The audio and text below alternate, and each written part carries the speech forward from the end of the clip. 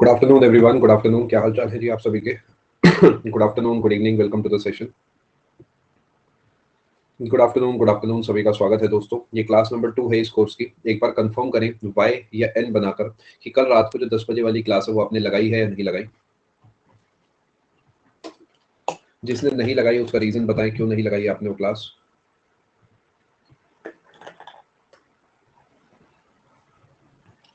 एक घंटा तो नहीं मिला था, बीच में करीब आधा पौना घंटा मिला था। उसमें बस मैंने चाय पी, थोड़ा सा आराम किया, उसके अलावा कुछ नहीं। फीवर था, मैथ्स कर रहे थे, लगा ली। देखिए क्लासेस मत स्किप करिए, मतलब अपना थॉट प्रोसेस एकदम क्लियर रखें। या तो कोर्स लगाना है या नहीं लगाना है ना। अगर नहीं लगाना तो भी कोई दिक्कत की बात नहीं है, लेकिन अगर लगाना है तो आपको क्लियर कट पता होना चाहिए कि मुझे इस कोर्स को साथ साथ पैक करना है। एक आध दो क्लास छूट जाए कभी कोई टेंशन की बात नहीं है, बट ऐसा नहीं होना चाहिए कि कोर्स मेरा 90% पे पहुंच गया, आप उसके 20% पे है, वो फिर पेंडिंग कोर्स हो जाएगा। ठीक है। कंप्यूटर की मैंने कल आपको पहली क्लास दी थी। देखिए थ्योरी और प्रैक्टिस क्लास में डिफरेंस क्या होता है। प्रैक्टिस क्लास में अगर आपकी 10 क्लासेस छूट गई हैं तो भी 11th क्लास में आप ज्वाइन कर सकते हैं। Are you understanding? Because in each and every class questions are fresh, different. तो कोई फर्क नहीं पड़ता, पिछली छूट भी गई तो अगली में आ जाओ। बट थ्योरी क्लासेस में ऐसा नहीं चलता। थ्योरी क्लासेस में क्या है ना कि वो जो फ्लो होता है, वो फ्लो बना रहना बहुत जरूरी है। तो सजेशन है थ्योरी क्लासेस आप स्किप ना करें। ठीक है जी। आपका कल ये कोर्स स्टार्ट हुआ था, थोड़ा सा मैं आपको ओवरव्यू दे देता हूँ। कल एक क्लास हुई थी, आज दो क्लासें हैं, कल दो क्लासें हैं, परसों एक क्लास है, 31 को कोई क्लास नहीं है। मेरा ख्याल 1 तारीख को भी एक क्लास है, इसके बाद भी एक क्लास होगी। इस तरीके चलेगा। तो सिर्फ यहां तक भी अगर आप अच्छे से फोकस कर लोगे ना, तो काफी बड़ा पोर्शन तैयार हो जाएगा और आपको आपका कुछ भी पेंडिंग नहीं होगा। इसके बाद अगर आपको कुछ छूट भी गया तो अपना वो 31 को या फिर 2 3 4 के बाद कभी आप पूरा आराम से कर सकते हो। ठीक है जी। बेटा कंप्यूटर के लिए कोई अलग से प्लान नहीं लेना देवराज। जिस कोर्स में आप इस समय हो इसी में कंप्यूटर पढ़ाया जा रहा है, बस आप इसे आराम से क्लास को लगाइए। ठीक है जी। चलिए शुरू करें दोस्तों कहानी। क्या आप तैयार हैं? जल्दी से जल्दी कल वाली क्लास को आप पूरा कर लीजिएगा। और अभी के लिए मैं कहानी को आगे की तरफ लेके चलता हूँ। डाउट्स के लिए कृपया सिर्फ क्वेश्चन टैब का इस्तेमाल करिएगा। कल की क्लास में पहले 15-20 मिनट में मैंने इस कोर्स से जुड़े सारे डाउट्स आपके क्लियर कर दिए थे। आई होप अब आपको उसमें कोई भी कैसा भी डाउट नहीं होगा। ठीक है। चलो शुरू करते हैं जी कहानी। देखिए कल की क्लास में जो हमने पूरा करा है, ये मैं आपको एक बार फाइल से रूबरू करा देता हूँ। एक काम करूंगा, ये फाइल मैं आपके लिए जो है इसके अपडेट सेक्शन में डाल दूंगा। आप वहां से इस फाइल को डाउनलोड कर लेना और आराम से इससे एक बार गो थ्रू कर लेना। ठीक है। कल की क्लास में मैंने आपको इंट्रोडक्शन ऑफ कंप्यूटर में ये सारा डेटा पढ़ाया था। कैलकुलेटर और कंप्यूटर में क्या फर्क होता है, कंप्यूटर के क्या बेसिक फंक्शंस होते हैं, क्या इसके फीचर्स होते हैं, ये सब हर एक शब्द का मतलब सिखाया है। इस पेज पे जो हार्डवेयर वर्सेस सॉफ्टवेयर है, डेटा वर्सेस इंफॉर्मेशन है, इंस्ट्रक्शन वर्सेस प्रोग्राम है, वो मैंने आपको समझा दिया था। कल को आपको एल्गोरिथम नाम का भी एक शब्द वो दे सकता है। एल्गोरिदम। एल्गोरिदम भी एक तरीके का मतलब प्रोग्राम का ही छोटा भाई होता है। उसके अंदर भी सेट ऑफ इंस्ट्रक्शंस होते हैं और उससे भी कोई एक पर्टिकुलर टास्क आप अचीव करते हैं। प्रोग्राम उससे बड़े लेवल की, हाई लेवल की चीज होती है बस। ठीक है जी। इसके बाद मैंने आपको बाइनरी के बारे में काफी सारी बातें जो है समझाई। उसके बाद मैंने आपको क्लासिफिकेशन ऑफ कंप्यूटर समझाया। उसके बाद हमने ये देखा कि साइज के हिसाब से माइक्रो में, मेन फ्रेम में, मिनी में और सुपर कंप्यूटर में क्या फर्क है। कुछ हमने current affairs associated portion cover करा। उसके बाद मैंने आपको बताया कि काम के हिसाब से इनमें क्या फर्क है, कि एनालॉग डिजिटल में क्या फर्क होता है और हाइब्रिड का मतलब क्या है। फिर हमने देखा एक बेसिक सी बात है कि जनरल पर्पस स्पेशल पर्पस में क्या फर्क है। यहाँ तक आपको सब समझ आ गया होगा। इसके बाद हम थोड़ा सा और आगे बढ़े। हमने कुछ ये टिफ्रैक वगैरह की बातें समझी, ये क्रे वन परम वगैरह क्या है ये हमने समझा। उसके बाद हमने पढ़ा हिस्ट्री। उसके बाद हमने जो है कवर करा जनरेशन ऑफ कंप्यूटर, पहला, दूसरा, तीसरा, चौथा, पांचवा। पहले में हमने देखा वैक्यूम ट्यूब्स होती है, दूसरे में ट्रांजिस्टर, तीसरे में आईसी, चौथे में माइक्रो प्रोसेसर और पांचवे में सुपर लार्ज माइक्रो प्रोसेसर आप कह सकते हैं। हमने इसके साथ इसके ईयर भी याद करे, 40 से 56, 56 से 63, 63 से 71, 71 से आज तक और प्रेजेंट एंड बियॉन्ड हो गया फिफ्थ का। ठीक है। अब देखिए जिसकी कल की क्लास में हुई है उसे ऐसा लग रहा होगा कि मेरे को तो कुछ समझ ही नहीं आ रहा है ना। तो इसके क्लासेस को ईमानदारी से आप जरूर लगाएं, वो बहुत इंपॉर्टेंट काम है। अगर आपको ये सब समझ में नहीं आ रहा, टेंशन ना लें, 2-4 मिनट रुकिए, नए टॉपिक को मैं शुरू कर रहा हूँ, आप वहां से कंटिन्यू कर सकते हैं। ठीक है। ये पोर्शन अगर आपको आता है तो इसका मतलब कल की क्लास आपने अच्छे से लगाई है। एआई रोबोटिक्स के बीच का फर्क, नैनो साइंस वगैरह मैंने आपको बताया। अब आते हैं थोड़े से बोरिंग पोर्शन पे। आज की क्लास में दोस्तों मैं आपको जो पढ़ाऊंगा उसमें एक हम पढ़ेंगे सबसे पहले हिस्ट्री ऑफ कंप्यूटर्स। आपको कुछ भी नहीं लिखना है अपनी कॉपी में, कॉपी इसकी कोई नहीं बनानी है। ठीक है। बाइनरी ऑपरेशन अभी हमने नहीं करा है साधु, बट बेसिक से लेवल की चीजें पढ़ी है। अभी हम उसे दोबारा एक बार डिटेल में पढ़ेंगे। एक मैं आपको हिस्ट्री ऑफ कंप्यूटर पढ़ाऊंगा, उसके बाद मैं आपको हार्डवेयर के बारे में पढ़ाऊंगा। जो होता है ना इनपुट डिवाइसेस, आउटपुट डिवाइसेस, कुछ ऐसी भी डिवाइसेस होती है जो बोथ इनपुट एंड आउटपुट होती है, तो हम उसके बारे में भी समझेंगे। उसके बाद हम कुछ फुल फॉर्म्स की बात करेंगे। फुल फॉर्म्स की दो लिस्ट मैं आपके साथ यहाँ पर शेयर करूंगा, ये अपडेट सेक्शन में भी डाल दूंगा। हम इनमें से कुछ फुल फॉर्म्स को समझेंगे एंड इसी तरीके हम थोड़ा सा आगे की तरफ चलेंगे। ठीक है। सबसे पहले सबसे बोरिंग पोर्शन को पढ़ते हैं, क्योंकि बाद में पढ़ना बड़ा मुश्किल हो जाएगा। ये है हिस्ट्री ऑफ कंप्यूटर्स। कंप्यूटर अचानक ऐसा तो नहीं था कि सेंटा क्लॉस आए, हो लो कंप्यूटर ले लो, ऐसा तो नहीं हुआ था। यानी कंप्यूटर को बनाया गया होगा, काफी साल लग गए होंगे इसे आज की सिचुएशन में पहुंचाने के लिए। तो वो हिस्ट्री क्या है, कैसे वो कंप्यूटर बना है, उसकी हम थोड़ी सी बात कर लेते हैं। देखिए, सबसे पहली मैकेनिकल कैलकुलेटिंग डिवाइस जो है वो एबेकस नाम की एक डिवाइस थी, जिसका इस्तेमाल करा जाता था प्लस और माइनस करने में। ठीक है, चिंता ना करें अक्षय, सब बिल्कुल अच्छे से तैयार कराया जाएगा। कोई आपसे पूछेगा, देखिए एक चीज मैं आपको और बता दूं, मैं आपको कंप्यूटर का कोई बादशाह नहीं बनाने वाला हूं। मेरा काम है पेपर क्लियर कराना, बस इतना सही। तो मैं आपको वो पढ़ाऊंगा जो पेपर पूछता है। जैसे कि पूछेगा which of the following is generally considered as the first mechanical calculating device, आपका आंसर होगा एबेकस, बात खत्म। इतना ही पढ़ाऊंगा, अननेसेसरी एबेकस की फोटो दिखा के 2+2 4 नहीं सिखाऊंगा, उसकी कोई नीड नहीं है। ठीक है जी। फर्स्ट मैकेनिकल कैलकुलेटिंग डिवाइस जो है वो है एबेकस। ठीक है, ये चाइना में बनी थी, ये किसी को नहीं पता किसने बनाई थी। ठीक है, उसके बाद नेपियर बोन्स करके एक स्ट्रक्चर आया था जिसके अंदर आप मल्टीप्लीकेशन कर सकते थे। एबेकस के अंदर जो है आप मेनली प्लस माइनस करते थे, इसमें जो है आप मल्टीप्लीकेशन करते थे। ठीक है, और ये जॉन नेपियर भाई जो है इन्होंने बनाया था, कि स्कॉटिश पर्सनैलिटी थे। फिर से बता रहा हूँ, एग्जाम ओरिएंटेड पढ़ेंगे, अननेसेसरी इसकी पूरी कहानी में नहीं जाएंगे। एबेकस समझ आ गया, नेपियर बोन्स समझ आ गए, यहाँ तक दो बातें आपको समझ आई। एबेकस में प्लस माइनस होता था, नेपियर बोन्स में मल्टीप्लिकेशन का भी फीचर ऐड हो गया था। आगे बढ़ते हैं जी। ब्लेस पास्कल, ये भी बड़ा प्रेशर डालते हैं हमारे ऊपर, ये वही वाले है पर्सनालिटी, पास्कल प्रेशर की यूनिट है ना, न्यूटन पर मीटर स्क्वायर। अब यहाँ पर आ गया फर्स्ट मैकेनिकल एडिंग मशीन, और इसके अंदर बेसिकली एडिशन सब्ट्रैक्शन वगैरह होता था, mainly designed with regard to pressure of liquid. ये वही वाले पास्कल है, समझ गए ना। अब इन्होंने अपने ही नाम पे उसका नाम रख दिया पास्कलाइन या पास्कलाइन। ठीक है, इसके अलावा मेरे हिसाब से आपको ये पता होना चाहिए, फादर ऑफ कंप्यूटर साहब ये हैं Charles Babbage. First general purpose computer जो है वो बनाया गया था चार्ल्स बैबेज के द्वारा, जिसे एनालिटिकल इंजन कहा गया था। सब मैं याद कराऊंगा, चिंता मत करो। आपको लग रहा होगा सर ये कैसे याद होगा, माय ड्यूटी, बिल्कुल बेफिक्र हो, बस एक बार सुन लो। ठीक है, क्या आपको 4-5 बातें समझ आई? देखिए जरा आपको समझ आई है नहीं आई।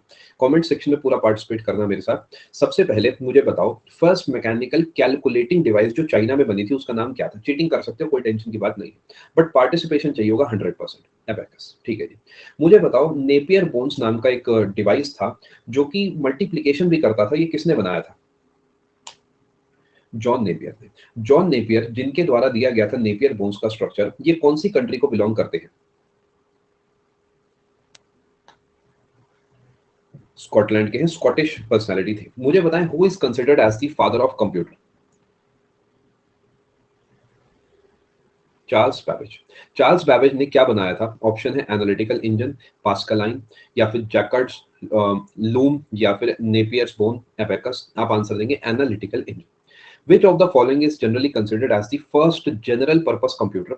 ऑप्शन है Napier's bone, abacus, analytical engine या पास्कलाइन। आप आंसर देंगे एनालिटिकल इंजन। ठीक है, मैंने आपको 4-5 मोटी मोटी बातें बताई हैं, मैं आपके लिए उन्हें रेड से बना देता हूं। आपको अगर इतना पता है तो हमारा इस पेज का काम जो है सफल हो गया है। आपको पता होना चाहिए एबेकस जो है चाइना की देन है। रुकिए, पेन को थोड़ा थिन करते हैं। नेपियर्स बोन जो है ये जॉन नेपियर ने दी थी, स्कॉटिश पर्सनालिटी थे। उसके बाद आपको पता होना चाहिए Charles Babbage father of computer है, और इन्होंने एनालिटिकल इंजन दिया था। और एक पास्कलाइन नाम का डिवाइस बनाया था ब्लेस पास्कल ने, जो कि प्रेशर के बेसिस पे काम करता था। और ये सिंपल सी बात थी भाई, पास्कल भाई है तो प्रेशर तो उसमें होगा ही होगा। ठीक है जी। हल्का सा ईयर पे भी ध्यान दे देते हैं। ये है 1602, 1617, उसके बाद ये है 1642। यानी 17th सेंचुरी में काफी सारे बेसिक लेवल के काम हुए हैं। आप समझ पा रहे हैं, बहुत ही बेसिक लेवल के काम हुए 17th सेंचुरी में। लेकिन ये एनालिटिकल इंजन जो है ये बना है 1837 में, काफी बाद में बना है। यानी अगर आपसे कोई नेपियर बोन पूछेगा, या आपसे एबेकस पूछेगा, या पास्कलाइन पूछेगा, तो आप 16 समथिंग वाला आंसर देंगे, फर्स्ट हाफ वाला। और एनालिटिकल इंजन का आंसर आप देंगे 1837। मेरे हिसाब से जो काम का है वो सिर्फ और सिर्फ एनालिटिकल इंजन का ईयर है। चाहो तो एबेकस का भी ध्यान रख सकते हो, अदरवाइज मुझे नहीं लगता यहाँ से कुछ सवाल बनेंगे। ठीक है जी, आगे चलते हैं। आपको लगा होगा जिंदगी सफल हो गई, बट हो जाएगी, थोड़ा समय लगेगा। नहीं, अभिषेक ये बहुत पुरानी बातें हैं, हो सकता है किसी एक इंसान ने ना बनाया हो, है ना। आगे चलते हैं जी, समझने की इसे कोशिश करते हैं। टैब्यूलेटिंग मशीन जो है ये हरमन भाई ने बनाई थी। टैब्यूलेटिंग मशीन हरमन भाई ने बनाई थी 1890 में, और इसका इस्तेमाल करा गया था सेंसस का डेटा प्रोसेस करने के लिए। टैब्यूलेटिंग मशीन जो है वो हरमन भाई ने बनाई थी, और इसका इस्तेमाल करा गया था यूएस में जो सेंसस हुआ था, जनगणना हुई थी, उसका डेटा कैलकुलेट करने के लिए। ठीक है जी। और इसके अंदर पंच कार्ड होते थे राउंड होल्स के साथ। मैं चाहता तो सबकी फोटो भी आपको दिखा सकता था, बट मुझे ये आपको समझाना है कि पेपर एक क्वालिफाइंग पेपर है, और साथ में हमें उतना ही समय इसे देना है जितना ये डिजर्व करता है। अननेसेसरी इसे 50-100 घंटे का कोर्स में नहीं बनाना चाहता। ठीक है, उसके बाद मार्क 1 एनियाक वगैरह आ गए। इस पेज पे जो काम की बात है वो ये है कि जो एनियाक है उसकी फुल फॉर्म क्या है? Electronic numeric integrator and calculator. फिर से electronic numerical integrator and calculator. Cheating करते हो देखो, फिर यहाँ देख रहे हो, अब नहीं कर पाओगे चीटिंग। फिर देखते हैं electronic numerical integrator and calculator. फिर ठीक है, अब एक बार इसे रीड करो, electronic numeric integrator and calculator. ठीक है, numeric integrator and calculator, NEF की फुल फॉर्म तैयार हो गई। अब ये फैंसी फैंसी बातें हो गई क्योंकि 1946 आ चुका है, अब तो बहुत ज़्यादा टेक्नोलॉजी आगे बढ़ चुकी है, तो फैंसी फैंसी बातें हैं यहाँ पर। टैबुलेटिंग मशीन जो है वो बनाई गई थी सेंसस का डेटा प्रोसेस करने के लिए हरमन हरमन जी के द्वारा। एनईएफ जो है उसकी फुल फॉर्म है electronic numeric integrator and calculator. क्या यहाँ तक की बात आप समझ पाए? एनईएफ के बारे में आपको पता होना चाहिए, ये है first electronic digital computer. First electronic digital computer है, ये आपको पता होना चाहिए। Which of the following is considered as the first electronic digital computer? आप आंसर देंगे जिसके नाम में इलेक्ट्रॉनिक है, electronic numeric integrator and calculator. यहाँ तक का पेज तैयार हो गया। जब ये क्लास खत्म होगी तो ये सब डेटा आपको रटा हुआ होगा, बट आपको मुझ पे विश्वास करके बस जैसे जैसे मैं बता रहा हूँ, जो जो मैं बोल रहा हूँ, बस वो करते जाना होगा। बाकी गारंटी मेरी है कि सब डेटा याद हो जाएगा। आगे चलते हैं जी। EDSAC electronic delay storage automatic computer, first computer which provided storage capacity. तो स्टोरेज वाले में एस आना ही चाहिए। ध्यान से देखो, पिछले वाले में तो कैलकुलेटर जैसा है, और पहली क्लास में समझाया था कि कैलकुलेटर में तो स्टोरेज ही नहीं होती। तो अगर हम एनियाक की बात करते हैं तो इसका स्टोरेज से कोई लेना देना नहीं होगा, जबकि एडसैक में तो एस आ रहा है और उस का मतलब जो है स्टोरेज है। ठीक है, थोड़ा थोड़ा आप समझ पा रहे हैं। यानी इलेक्ट्रॉनिक तो सेम है, डिलेड स्टोरेज ऑटोमेटिक कंप्यूटर। ये क्लास हार्ड है Kishan, definitely without any doubt. ये कंटेंट मुश्किल है 100%, बट एकमात्र रास्ता यही है इसे याद करने का कि एजुकेटर के साथ मिलकर क्लास में बैठ के इसे याद कर लो। अदरवाइज किताब से याद होना होता तो कई साल पहले ही हो जाता। इसलिए मैं आपके साथ एफर्ट लगाने की कोशिश कर रहा हूँ। ठीक है जी, आगे बढ़े। उसके बाद यूनिवैक, इन सबकी फुल फॉर्म में आपको आगे चल के पढ़ाऊंगा, डेटा है मेरे पास काफी सारा, लेकिन आराम आराम से हम पढ़ेंगे। यूनिवैक जो है first general purpose electronic computer with large amount of input and output, basically बोले तो स्टोरेज। ठीक है, एक बार ट्राई करते हैं। राहुल काफी पोर्शन था, कुछ पोर्शन नया भी ऐड करा, ये वाला मैंने कराया होगा उसमें। एनईएफ की फुल फॉर्म बस रीड करो, लिखना नहीं है।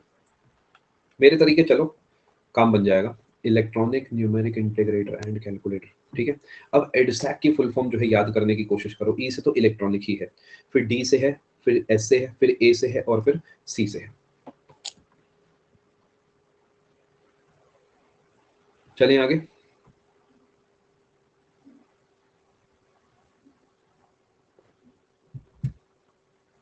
अब बात कर लेते हैं जी आईबीएम की थोड़ी सी। आईबीएम आपको कहीं जगह लिखा हुआ दिखेगा। आईबीएम क्या है, या एक काम करता हूँ, यूनिवैक की फुल फॉर्म यही लिख देता हूँ, ये है, आपके नोट्स अच्छे बन जाएंगे।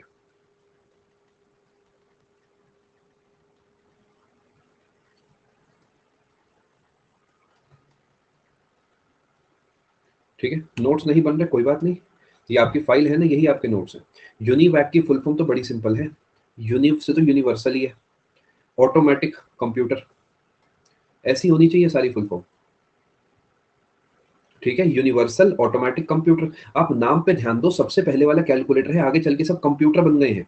क्यों? क्योंकि पहले दिन आपको बताया गया था कंप्यूटर वर्सेस कैलकुलेटर, इसी वजह से तो बताया गया था। ठीक है, समझ पा रहे हैं? हमने 3 फुल फॉर्म्स पढ़ी है, लेट्स ट्राई वंस इसे याद करने की। सबसे पहले हमने पढ़ा है यहाँ पर एनियाक। आप मेरी थोड़ी सी मदद करो, मैं आपसे बीच बीच में पूछूंगा, सिर्फ वो वाला लिखना, इलेक्ट्रॉनिक न्यूमेरिक इंटीग्रेटर। ए से एंड या ऑटोमेटिक, चलो गैस करो, एंड। सी से एनियाक है ना, कैलकुलेटर है ये कंप्यूटर नहीं बना है अभी। फिर आते हैं जी एडसैक पे। ई से तो इलेक्ट्रॉनिक, डी से बिल्कुल सही, डिलेड। एस से तो, अरे सर एस से ही तो हमने इसे याद कर रखा है, स्टोरेज। यहाँ पर ए का मतलब शायद कुछ और है, सोचो क्या है? ऑटोमेटिक। मैं बिल्कुल ऐसे पढ़ा रहा हूँ जैसे किसी स्कूल के बच्चे को पढ़ाया जाता है, ये मानते हुए कि आप पहली बार जिंदगी में कंप्यूटर पढ़ रहे हैं और आखिरी बार जिंदगी में इसे पढ़ना चाहते हैं। उसके बाद यूनिवैक, यूनिवर्सल ऑटोमेटिक कंप्यूटर। क्या आपको इसके एसी, इसके एसी, इसके एसी में फर्क समझ आया? ये दोनों एसी एक ही बात है, ऑटोमेटिक कंप्यूटर है, लेकिन ये वाला एसी जो है ये एंड कैलकुलेटर है। यही तो पेपर डुबाता है, यही हमारे नंबर खाए जाते हैं, क्योंकि हमें लगता है सी का तो कंप्यूटर ही होगा, ऐसा नहीं होता। ठीक है, आगे चलते हैं जी। अब बात करते हैं आईबीएम के बारे में। ये कंपनी इंपॉर्टेंट है बिकॉज़ इसका काफ़ी सारा जो है, इसने काफ़ी सारा जो काम करा है, उसी के बलबूते आज जो है ये दुनिया यहाँ तक पहुँची है। फुल फॉर्म है इंटरनेशनल बिज़नेस मशीन। क्या बात है! मुझे ऐसी फुल फॉर्म बड़ी पसंद है जिसमें दिमाग ज़्यादा ना लगाना पड़े। International business machine. इसे बिग ब्लू के नाम से भी जाना जाता है आईबीएम को। Which of the following companies is also known as big blue? आपको याद रखना है, आईबीएम को ही बिग ब्लू बोला जाता है। हेडक्वार्टर इसका न्यूयॉर्क में है। सीईओ इसके अरविंद कृष्णा जी हैं और इसकी शुरुआत हुई है आज से करीब 110 साल पहले 1911 में न्यूयॉर्क के अंदर इसकी शुरुआत हुई है। और इसके फाउंडर्स में एक तो हरमन भाई, देखो देखो कहीं तो हमने इनके बारे में पढ़ा है। हरमन भाई कहाँ है हमारे? ये रहे। समझ पा रहे हैं, इन्होंने इतना बड़ा काम करा कि इन्हें एक फाउंडर के रूप में जो है उसमें रखा गया आईबीएम में। टैबुलेटिंग मशीन वाले हैं, ठीक है। उसके अलावा चार्ल्स फ्लिंट, थॉमस वॉटसन, याद रहे तो ठीक है, नहीं याद रहे तो कोई भी दिक्कत की बात नहीं है। थोड़ा थोड़ा आइडिया बना। आगे चलते हैं जी। 5-7 सवाल मैं आपसे पूछूंगा। सबसे पहला सवाल, एबेकस जो है वो कौन से ईयर में बना था? 1602। अबेकस जो है वो किस देश की देन है इस दुनिया को? अगेन ऐसा माना जाता है, चाइना। तीसरे नंबर पे जॉन नेपियर ने एक मशीन बनाई थी, उस मशीन का नाम क्या था? नेपियर्स बॉन। चौथे नंबर पे ब्लेज पास्कल ने एक मशीन बनाई है, पास्कल लाइन। पांचवें नंबर पे मेरा सवाल आपसे, चार्ल्स बैबेज ने एक मशीन बनाई है ना, एनालिटिकल इंजन। छठे नंबर पे मेरा सवाल है, हरमन भाई ने कोई मशीन बनाई है?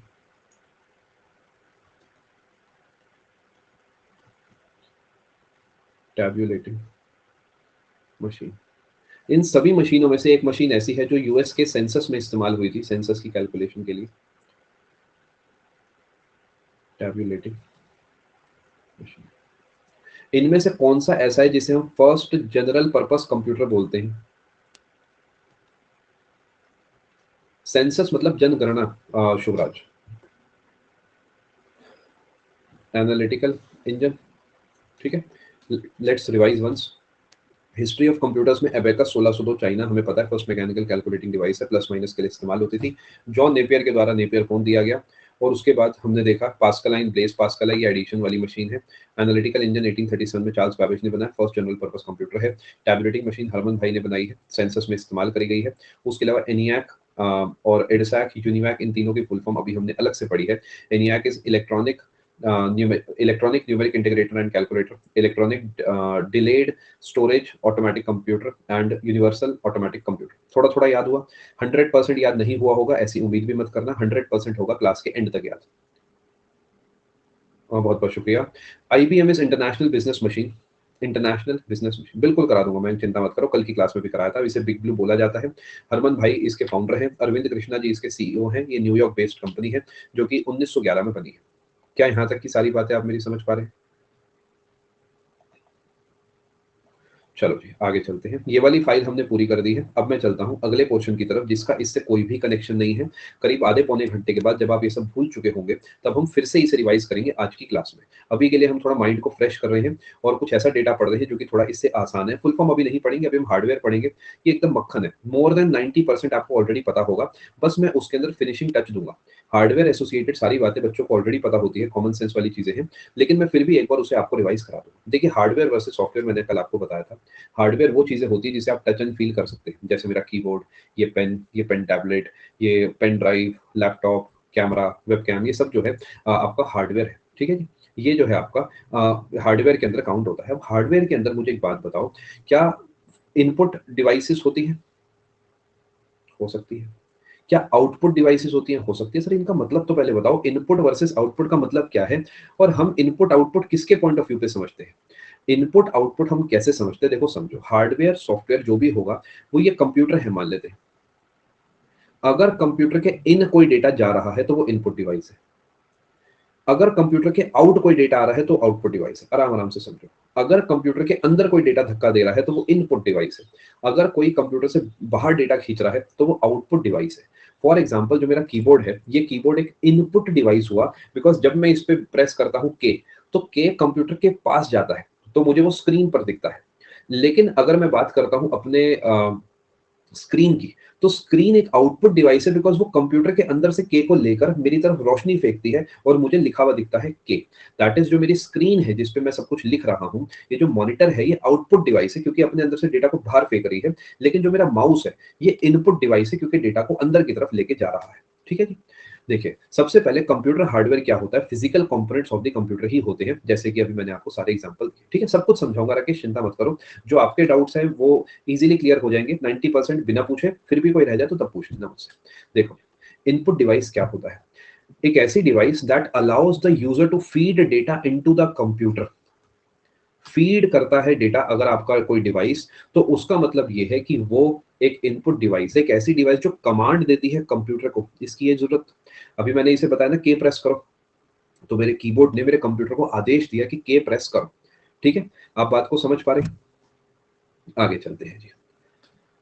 एग्जाम्पल के तौर पे कीबोर्ड। कीबोर्ड का डिस्कशन हम थोड़ा लंबा चौड़ा भी करेंगे सही समय आने पे, जब हम कीबोर्ड के शॉर्टकट्स वगैरह पढ़ेंगे। बट अभी के लिए हम थोड़ा सा बेसिक समझते हैं कीबोर्ड का स्ट्रक्चर कैसा होता है। मैं चाहता तो अपना कीबोर्ड भी आपको ऐसे उल्टा करके दिखा सकता था, बट सोचा कि फोटो दिखा देता हूँ, अच्छा रहेगा। देखिए, कीबोर्ड के कई सारे हिस्से होते हैं और कई सारे तरीके के कीबोर्ड आते हैं। आजकल एक और तरीके का कीबोर्ड आता है जिसमें सिर्फ इतना सही हिस्सा होता है। एक मिनट रुकिए। एक तरीके का कीबोर्ड आता है जिसमें सिर्फ इतना सा पोर्शन होता है। छोटे कीबोर्ड आते हैं ना आजकल, लैपटॉप के अंदर भी ऐसे ही होता है कि कीपैड होता नहीं, क्योंकि आजकल लैपटॉप छोटे बनने लगे हैं क्योंकि कैरी करने में आसानी रहती है। मैं बड़ा लैपटॉप यूज करता हूँ साइज में, बिकॉज बड़ी स्क्रीन पर मैं अच्छे से पीपीटीज वगैरह बना पाता हूँ। बट जनरली आजकल छोटे लैपटॉप्स का इस्तेमाल करा जाता है। तो अगर आप इस कीबोर्ड को ध्यान से देखते हैं तो कुछ चीजें आपको यहाँ पर देखने को मिलेंगी। सबसे पहले आपको यहाँ पर देखने को मिल रही है अल्फा न्यूमेरिक कीज। अल्फा बोले तो अल्फाबेट, न्यूमेरिक बोले तो न्यूमरल्स, गिनती। जैसे कि QWERTY, ये सब अल्फाबेट्स है, तो ये अल्फा न्यूमेरिक कीज है। इसी तरीके यहाँ पर 1 2 3 4 get on the dance floor, ये जितनी चीजें हैं ये आपकी न्यूमेरिक कीज है, नंबर है, 0 से लेकर 9 तक के नंबर्स यहाँ पे लिखे हुए हैं। ये जो आप यहाँ पर देख रहे हैं, ये चौड़ी वाली पट्टी, ये है स्पेस। कभी कभार इंसान को जीवन में बहुत ज्यादा स्पेस चाहिए होता है, वही वाला स्पेस है। सब आप ऑलरेडी जानते हैं, आप टाइपिंग वगैरह की प्रैक्टिस भी कर रहे हैं। स्टिल अपनी तरफ से बताना मेरा फर्ज है। ठीक है, अब आप पास आ जाए जरा इसकी। ये जो की है ये विंडो जैसी की है, इसे विंडोज की बोलते हैं। डिटेल में मैं आगे चल के आपको और समझाऊंगा। ये विंडोज की है। ठीक है, ये शिफ्ट की है, ये कैप्स लॉक है, ये टैब है, ये कंट्रोल है और ये ऑल्ट है। अब एक चीज आप ध्यान से देखना, मैं आपको एक बढ़िया चीज दिखाता हूँ। ये टैब है, ये एक मात्र है, इसमें कैप्स लॉक है, ये भी एक ही है। लेकिन जो शिफ्ट है वो दो है, जो ऑल्ट है वो भी दो है, और जो कंट्रोल है वो भी दो है। ये वैसे तो पेपर में भी आप इसमें चीटिंग कर सकते हो। कभी आपको पेपर पूछता है कि बताओ इनमें से कौन सी की मोर देन वन है, तो कीबोर्ड पड़ा होगा, देख के बता देना। स्टिल हम ऐसी चीजों, ऐसे डिपेंडेंट नहीं रहेंगे, चीजों को सीख लेंगे। ऐसा इसलिए होता है जिससे कि आप इजीली टाइप कर पाए। जो शिफ्ट और कंट्रोल है, इनका काम है upper case to lower case to upper case बनाना, या फिर आपका जो शिफ्ट है उसका काम है upper case to lower case to upper case बनाना। कंट्रोल का काम है अलग से काम देना, जैसे कि कंट्रोल ले करा तो सब कुछ सिलेक्ट हो गया, कंट्रोल सी करा तो सब कुछ कॉपी हो गया, कंट्रोल बी करा तो सब कुछ पेस्ट हो गया। इस तरीके का काम है कंट्रोल का। ठीक है, ये सब डिटेल में आपको आगे चल के समझाऊंगा। टैब का क्या काम होता है, कैप्स लॉक का क्या, शिफ्ट का क्या, ये सब थोड़ा थोड़ा आपको मैं समझाने की कोशिश कर रहा हूँ। ठीक है, क्या आपको कंट्रोल का काम समझ आया? कंट्रोल का जो काम होता है वो ये है कि अगर आप कंट्रोल के साथ किसी चीज को दबाते हैं तो वो अलग तरीके बिहेव करेगा। अभी मैंने ना मॉडिफायर वर्ड बोला है ना और कोई शब्द बोला है, बिल्कुल सिंपल भाषा में चल रहा हूँ। ठीक है, इसी तरीके शिफ्ट का काम ये है कि अगर by default caps lock on है, कैप्स लॉक ऑन का मतलब ये है कि आप बड़ा ए लिख रहे हैं, कैप्स लॉक ऑफ का मतलब है आप छोटा ए लिख रहे हैं। अगर कैप्स लॉक ऑन है मतलब ये कैप्स के काम को उल्टा करेगा शिफ्ट। ये आप समझ पा रहे हैं? यानी अगर मैं बाय डिफॉल्ट ऐसा लिख रहा हूं तो कोई की मैंने जो है शिफ्ट के साथ दबाई तो वो ऐसा बनेगा। क्या बात को आप समझ पा रहे हैं? लेकिन अगर बाय डिफॉल्ट में ऐसा लिख रहा था और मैंने अचानक क्या करा, जो शिफ्ट की है उसे प्रेस करके लिख रहा हूं, तो ऐसा। जैसे ही मैं शिफ्ट की को छोड़ूंगा तो वो फिर से छोटा हो जाएगा। Are you understanding the point? क्या आपको कैप्स लॉक और शिफ्ट में फर्क समझ आया?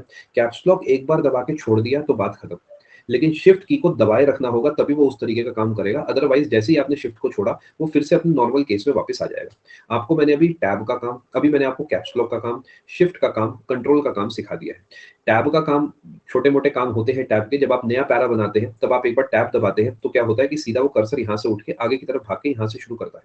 जब आप ऑफिस में लेटर्स वगैरह बनाएंगे तो टैब का काफी इस्तेमाल होगा। इसका काम होता है एकदम एक सर्टेन अमाउंट ऑफ स्पेस छोड़ के आगे की तरफ चला जाता है। ठीक है, कई लोग क्या करते हैं, उन्हें टैब का फंक्शन नहीं पता होता, पेपर में वो स्पेस देते रहते हैं। 10 बार स्पेस दिया, उनके 10 की स्ट्रोक्स खराब हो गए। अब जब वो पैरा पूरा करने जाएंगे तो वहां पर उनके आखिरी के वर्ड टाइप ही नहीं होंगे, क्योंकि उन्होंने इतना स्पेस यूज कर लिया। यहाँ पर एक की स्ट्रोक जितना स्पेस लगा, यहाँ पे मान लेते 10 जितना लगा, तो 9 अल्फाबेट्स आप टाइप नहीं कर पाएंगे। क्या थोड़ा बहुत समझ पा रहे हैं? टैब का काम मैं आपको फिर समझाता हूँ। टैब का काम होता है जब आप न्यू पैरा बनाते हैं, उस केस में जो कर्सर है उसे आगे की तरफ शिफ्ट करना। टैब का काम है, जैसे आप कुछ लिख रहे हैं, मान लेते हैं आप लिख रहे हैं कंप्यूटर, इस तरीके आपने पूरी बात लिखी, ठीक है।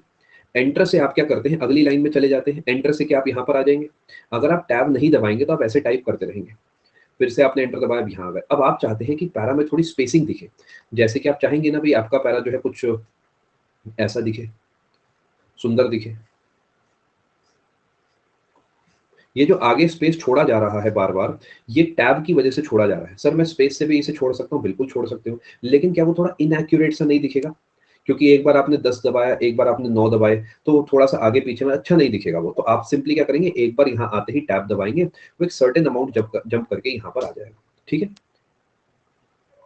एग्जाम में मिठुन आप सही कह रहे हैं, टैब का इस्तेमाल नहीं होता है। अब एक सिंगल पैरा लिखने को आता है, बट क्योंकि कंप्यूटर का आपका पेपर है तो बताना मेरा फर्ज है, ठीक है। चलें आगे। जी हाँ सुमित, लेकिन जैसा मिठुन लिख रहे हैं वो बात सही है कि अब एक सिंगल पैरा आने लगा है। क्या आपको tab, caps lock, shift, control, alt, इन सब का मतलब पता लग गया है? अब विंडोज की अगर बात करता हूँ तो विंडोज की का काम क्या है मैं आपको बताता हूँ। बचपन में जब मैं स्कूल में पढ़ा करता था, आप भी बचपन में पढ़ा करते होंगे, सब बचपन में ही पढ़ते हैं, तो तब क्या होता था, हमें कंप्यूटर, हमारे को एक ही कंप्यूटर दिया जाता था और पूरी क्लास जो है वहां जाके बैठ जाती थी। तो हमें कहा जाता था पेंट खोल के दिखाना, उसी बात के नंबर होते थे। पहले नंबर कमाना बड़ा आसान होता था, आपको पेंट खोल के दिखाना है, ये प्रैक्टिकल आपका पूरा हो गया। तो हमें रटवाया गया था स्टार्ट, प्रोग्राम, एक्सेसरीज, पेंट। रट्टे मार के जाते थे हम, स्टार्ट, प्रोग्राम, एसेसरीज, पेंट, तब ऐसे चलता था। आजकल चीजें बदल गई हैं, आजकल नई विंडोज आ गई, तब विंडोज 98 98 वगैरह हुआ करती होगी। आजकल क्या है कि विंडोज को जैसे ही आप प्रेस करेंगे तो जो स्टार्ट मेन्यू है वो पॉपअप कर जाएगा और आप वहां पर कुछ भी सर्च कर सकते हैं। जैसे कि मान लेते हैं मुझे अभी सर्च करना है पेंट, तो मैं सिंपली विंडोज की दबाऊंगा और वहां पे पेंट टाइप कर दूंगा। समझ पा रहे हैं विंडोज का काम क्या है? और भी बहुत सारे काम है। विंडोज एम दबाओगे तो सब कुछ मिनिमाइज कर जाएगा, वो हम शॉर्टकट्स में समझेंगे, वो अभी सही समय नहीं है कि कंट्रोल सी और कंट्रोल वी में क्या फर्क है, उसका अलग से क्लास है। अभी के लिए बस आपको कीज की थोड़ी थोड़ी मैं इंपॉर्टेंस सिखा रहा हूँ। क्या आप मेरी बात को समझ पाए? ऑल्ट तो अभी मैंने बताया ही नहीं, ऑल्ट बताया जाएगा आगे चल के, ठीक है। ऑल्ट तो अभी बताया ही नहीं मैंने। क्या आपको इतनी बातें समझ आई? अब आगे चलते हैं। ऑल्ट अभी नहीं बताया जाएगा, ऑल्ट को बाद में बताया जाएगा सही समय आने पे। विंडोज नहीं समझे, जाने दो। अगर आप tab, caps lock, shift, control, Windows, alt में से कुछ भी नहीं समझे तो भी जाने दो, कोई टेंशन की बात नहीं, सब दोबारा पढ़ाऊंगा। अभी बस आपको ऊपर ऊपर से मैंने आइडिया दिया, ठीक है। क्या आपको थोड़ी थोड़ी बातें समझ आई? थोड़ा जूम करके देखते हैं और शिफ्ट का एक और काम समझते हैं। मुझे जो है छोटी ब्रैकेट लगानी है, ये वाली। तो अगर मैं बिना शिफ्ट के 9 दबाऊंगा, ये वाला दबाऊंगा तो 9 बनेगा। लेकिन अगर मैं शिफ्ट के साथ इसे दबाऊंगा तो ऊपर वाला बनेगा, तो ब्रैकेट बनेगा। यानी ये इस तरीके भी काम करता है शिफ्ट की। अगर मैं शिफ्ट के साथ किसी को दबाऊंगा, तो जैसे मैं शिफ्ट के साथ शिफ्ट प्लस 7 दबाऊंगा तो एंड बनेगा, शिफ्ट प्लस 5 दबाऊंगा तो परसेंटेज बनेगा। इस तरीके चीजें चलेंगी। I hope you are understanding the point, थोड़ा थोड़ा आपको समझ आ रहा है। यहाँ पर आप देखते हैं तो एक कर्सर कंट्रोल है। मैं कोई लेटर लिख रहा हूँ तो मुझे उसमें ठीक ऊपर जाना है या ठीक पीछे जाना है, तो मैं ऐसे एरो दबा दूंगा। इसका इस्तेमाल मेनली कंप्यूटर में गेम खेलने में इस्तेमाल करा जाता है, और कुछ खास इसका काम नहीं होता। उसके बाद यहाँ पर आ जाए, ये नम लॉक होता है, ये है नंबर लॉक। 3 तरीके के लॉक्स होते हैं, कर्सर लॉक, एक नंबर लॉक और एक आपका कैप्स लॉक, ठीक है जी। ये जो नंबर लॉक है ये क्या काम करता है, अगर आप इसे प्रेस करेंगे और उसके, तो आप इसे ऑन कर देंगे। आपने इसे प्रेस करा तो इसे आपने ऑन कर दिया। ऑन करने के बाद जब आप यहाँ 4 दबाएंगे तो ये 4 टाइप करेगा। जब आपने इसे ऑफ कर दिया तो जब आप 4 दबाएंगे तो इस तरीके इधर की तरफ जाएगा। क्या फर्क समझ पा रहे हैं? कुछ लोग इस कीपैड का इस्तेमाल जो है वो कैलकुलेटर के रूप में करना चाहेंगे, तो वो नम लॉक को ऑन छोड़ेंगे, यानी नंबर्स बनेंगे। कुछ लोग इसका इस्तेमाल सिर्फ एरोस के रूप में करना चाहेंगे, यानी मान लेते हैं कि कोई ऐसा है जिसे गेम खेलनी है, अब उसकी उंगलियां में इतना छोटी छोटी है तो उसके हाथ इस पे तो नहीं आ पाएंगे ना बेचारे के, भाई उसे स्पेस चाहिए हाथ चलाने के लिए। तो वो क्या करेगा जी, वो नम पैड का इस्तेमाल कर लेगा गेम खेलने के लिए। बिल्कुल बेसिक भाषा में मैं आपको समझाने की कोशिश कर रहा हूँ, ठीक है। नम लॉक अगर आप प्रेस करते हैं, नम लॉक कैप्स लॉक जैसा है सुमित, एक बार ऑन होगा एक बार ऑफ होगा। यानी अगर आपने उसे ऑफ कर दिया तो उसके बाद आप 7 दबाएंगे तो कुछ भी नहीं होगा, आप 8 दबाएंगे तो वो ऊपर की तरफ जाएगा, ठीक है। समझ पा रहे हैं आप मेरी बात को? क्या आपको अभी तक कुछ बेसिक बातें समझ आई? ये एस्केप की होती है, इससे आप पीछे की तरफ जा सकते हैं। जैसे मैंने अभी फुल स्क्रीन करा हुआ है अपना इंटरफेस में, जैसे ही एस्केप दबाऊंगा तो ये विंडो छोटी हो गई। अब मैं फिर से क्या करूंगा, अपने पास से यहाँ पे फुल स्क्रीन कर लूंगा। एस्केप से आप पीछे की तरफ जाते हैं, एक स्टेप वापस जाते हैं, ठीक है। कुछ फंक्शन कीज होती है, अब इनका क्या फंक्शन होता है आपको सही समय आने पे बताया जाएगा। अभी के लिए ये ध्यान रखिएगा, ये आधार कार्ड की जैसी होती है, 4 4 के 3 सेट, 4 4 4, यानी 12 होती है। आधार नंबर पे भी 4 4 के 3 सेट होते हैं, यहाँ पर भी 4 4 के 3 सेट होते हैं, यानी टोटल 12 फंक्शन कीज होती है। इतना आप ध्यान रखेंगे तो आपके लिए अच्छा रहेगा। ठीक है जी। एक इंपॉर्टेंट बात मैं आपको बता दूं, आपको कुछ चीजें अभी समझ में नहीं आ रही होंगी, जैसे आपको नम लॉक नहीं आया, ये नहीं आया, वो नहीं आया, आप चिंता मत करो। जितना अभी समझ पा रहे हो उतना समझ लो। ठीक है, सब कुछ बताऊंगा, ओडीपस सब बताऊंगा मैं। 104 अभी चाहूं तो बोल सकता हूं, लेकिन सही समय आने पे बताऊंगा, है ना। जितना अभी समझ पा रहे हो वो समझ लो, बाकी आपको सब तैयार करा दूंगा, मेरी जिम्मेदारी है, but let me do it my way, है ना। चलो आगे चलते हैं। अब थोड़ा सा फोकस करते हैं जी। यहाँ पर ये स्क्रॉल लॉक लिखा हुआ दिखा आपको, इसका काम वही होता है स्क्रॉलिंग को बंद करना। मान लेते हैं आप स्क्रॉलिंग नहीं कराना चाहते, तो इसे आप प्रेस कर दोगे, ये लॉक हो जाएगी स्क्रॉलिंग। ठीक है, ये पेज अप है, ये पेज डाउन है। आप एक बार पेज अप दबाओगे तो पेज ऊपर चला जाएगा। मान लेते हैं कोई आपके पास डॉक्यूमेंट है जिसमें 60 पेज है, अब आप इसे दबाए दबाए तो आपकी उंगलियां दर्द हो जाएंगी ना। सोचो, डाउन की प्रेस करी हुई है, बहुत देर लग गई। माउस से भी कभी कभार क्या होता है, बहुत ही आगे पीछे खिसक जाता है। अब आपको एक्जैक्टली 3 पेज नीचे जाना है, तो आप 3 बार 1 2 3 से प्रेस कर दोगे। समझ पा रहे हैं?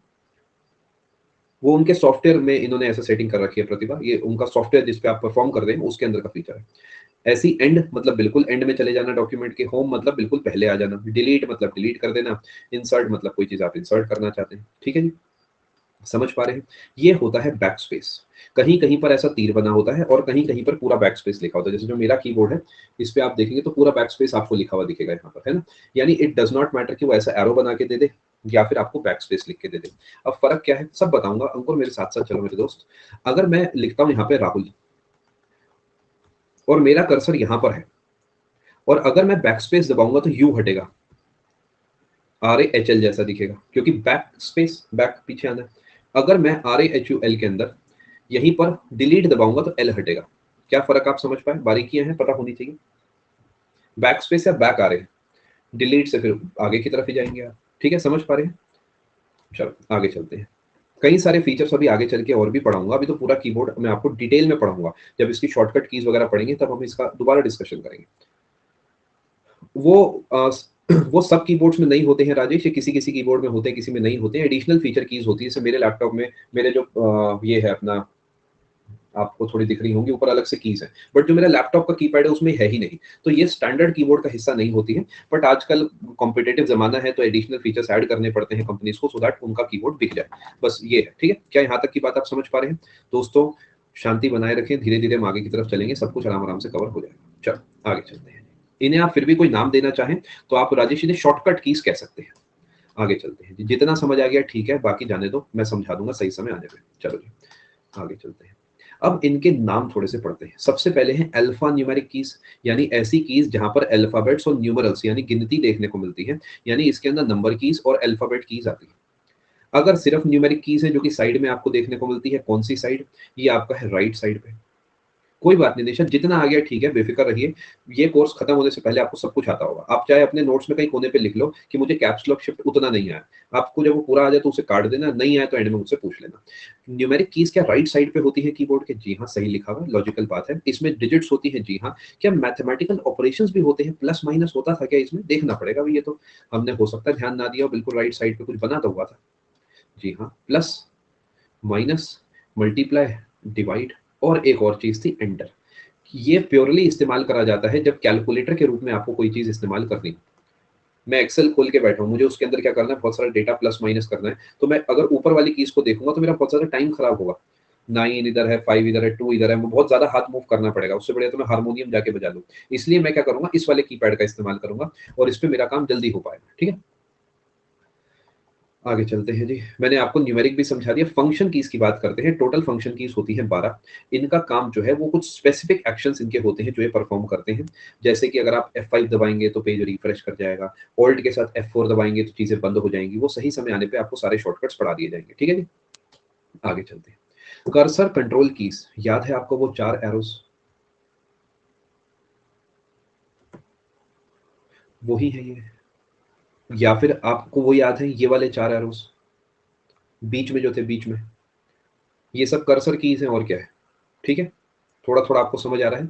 मेनली कर्सर कीज को जो है, यही है कर्सर कीज। लेकिन आजकल नम लॉक वाले में भी हम ऐड कर देते हैं अगेन, जिससे कि और वर्सेटाइल हो जाए हमारा कीबोर्ड और अच्छे से हम उसे यूज कर पाए। ठीक है, अब आगे चलते हैं। ये home and page up page down. And में आप बिल्कुल लाइन के एंड में चले जाएंगे, इसके अंदर आप बिल्कुल शुरुआत में आ जाएंगे। होम मतलब पहले, एंड मतलब बाद में। अब आपके मन में एक सवाल होगा, सर कब तो लाइन के एंड में जाएंगे और कब डॉक्यूमेंट के एंड में जाएंगे, है ना? वो शॉर्टकट कीज आपको आगे चल के याद कराई जाएंगी, कौन सी की को किसके साथ दबाने पे क्या होता है। अभी मैं उस बारे में बातचीत नहीं करूंगा। यानी अगर होम को अकेला दबाओगे तो ये होगा, अगर होम को इस बटन के साथ दबाओगे तो ये होगा। ऐसी page up, page down. Page up करोगे एक पेज ऊपर चला जाएगा, पेज डाउन करोगे एक पेज नीचे आ जाएगा। क्या इस बात को आप समझ पा रहे हैं? पैरा से कोई मतलब नहीं है रूपा। लाइन के एंड में जाता है जब आप और किसी की के साथ इसे नहीं दबाते, सिंगल इसी को दबाते हो। बाकी आगे चल के आपको समझाया जाएगा, चिंता ना करें। कंट्रोल कीज के बारे में आप जानते हैं, कंट्रोल की का काम क्या होता है। दोनों कंट्रोल कीज का काम है कि अगर आप इन्हें किसी के मान लेते हैं आपने इन्हें प्रेस करा और किसी और को साथ में प्रेस करा तो अलग तरीके बिहेव करेंगी। जैसे कि आपने ए दबाया तो ए लिखा जाएगा, लेकिन आपने कंट्रोल ए दबा दिया तो सब कुछ सिलेक्ट हो जाएगा। आपने सी दबाया तो सी टाइप होगा, आपने कंट्रोल सी दबा दिया तो वो कॉपी होगा। अगेन इसके शॉर्टकट्स हम याद कर लेंगे। एंटर की का काम क्या है, आप बेसिकली जो है अगली लाइन के अंदर चले जाते हैं। एंटर का काम होता है आप इसे प्रेस करके अगली लाइन में चले जाते हैं। ठीक है। शिफ्ट की का काम क्या होता है आपको मैं समझा चुका हूँ। आप बेसिकली क्या करते हैं कि किसी और के साथ इसे दबाते हैं तो अलग तरीके का काम होता है, इसलिए इसे कॉम्बिनेशन की बोलते हैं। आप इसे किसी और के साथ दबाते हैं तो आप वो अलग तरीके बिहेव करता है, अलग चीजें प्रकट होती हैं स्क्रीन के ऊपर। ठीक है। एस्केप की के बारे में आपको मैंने बताया, आप इसे पीछे जा सकते हैं, चीजों को कैंसिल कर सकते हैं, या फिर जो आप काम कर रहे थे उससे एक स्टेप पीछे जा सकते हैं। क्या बात को आप समझ पा रहे हैं? ये अभी जाने दो, कोई फर्क नहीं पड़ता इसका। आगे चलते। थोड़ा बोरिंग हो गया ना सेशन, कोई बात नहीं, हिम्मत बांधे रखो। हिमांशु मेरे साथ साथ चलो कृपया, सब कुछ कवर कराया जाएगा, चिंता मत करो। देखो डेटा बहुत सारा है, आराम आराम से पढ़ेंगे, अच्छे से पढ़ेंगे। बैक स्पेस की ये आप जानते हैं, पीछे की तरफ जाना है। एनीथिंग टाइप्ड, आपने अगर कुछ टाइप करा है, मान लेते हैं मैंने कैप्स टाइप करा है, तो यहीं पे लुक लुक कर रहा होगा ना बार बार, मैं यहाँ हूँ मैं यहाँ हूँ। तो इसे हटाने का मतलब तो पीछे ही जाना है, तो एस हट जाएगा। डिलीट का मतलब ये है कि आप आगे की तरफ से हटाते हो, बैक स्पेस का मतलब पीछे की तरफ से हटाते हो। कैप्स लॉक मैंने आपको समझा दिया, इट एनेबल्स और disables all the letters from being typed in capital letters. Capital में अगर आप टाइप कर रहे हैं तो इसका मतलब कैप्स लॉक ऑन है। तभी जब आप कंप्यूटर में पासवर्ड डालते हो तो उसमें आपने पासवर्ड गलत डाल दिया तो नीचे हिंट देता है कैप्स लॉक इज ऑन। इसका मतलब ऐसा तो नहीं कि गलती से कैप्स लॉक पे आपका ध्यान नहीं है, आप पासवर्ड बार बार टाइप करे जा रहे हो। ठीक है, तो ये कैप्स लॉक का बेसिकली काम होता है। आगे चलते हैं जी। ये आपको बता दिया नम लॉक, नंबर लॉक, यानी ये एनेबल या फिर डिसेबल करेगी न्यूमेरिक कीपैड, जो कि राइट साइड पे हमने देखा था। विंडोज की का मैंने सटीक काम आपको बताया था, स्टार्ट मेन्यू खोलने में काम आता है कि आपने इसे प्रेस करा सीधा वो स्टार्ट मेन्यू खुल गया, जहाँ पे आपने सीधा टाइप कर दिया आपको क्या खोलना है। स्पेस बार का काम नाम से ही क्लियर है, स्पेस के लिए इस्तेमाल करा जाएगा। ये सबसे बड़ी की है, जिंदगी में इतना स्पेस होना बड़ा जरूरी है जितना स्पेस कीबोर्ड में होता है, सच में। क्योंकि अगर आप बहुत ज्यादा घुल मिल के सबसे रहेंगे तो हमेशा परेशान रहेंगे। अपने लिए कम से कम इतना स्पेस रखें जितना कीबोर्ड ने अपने लिए स्पेस रखा हुआ है। देखिए कीबोर्ड ने बाकी सब जैसा भी चल रहा है चलने, तो स्पेस अपने लिए अच्छा खासा रखा हुआ है।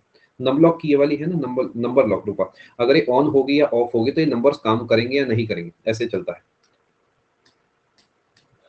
आगे चलते हैं जी। टैब के बारे में मैंने आपको बता दिया ना क्या होता है, इंडेंट करने में काम आता है। आप बेसिकली उसे क्या करते हैं, राइट साइड पे मूव कर देते हैं। और भी शॉर्टकट्स होते हैं, शिफ्ट प्लस टैब से अलग काम होता है, सिर्फ टैब से अलग काम होता है। ये मतलब सही समय आने पे बातचीत करने वाली चीजें हैं। चलो जी, आगे चले। ये आ गया आपके सवाल का आंसर। एक बच्चे ने पूछा था जो कीबोर्ड हमारा होता है इसमें कितनी कीज होती है, तो on an average in general 104 keys होती है।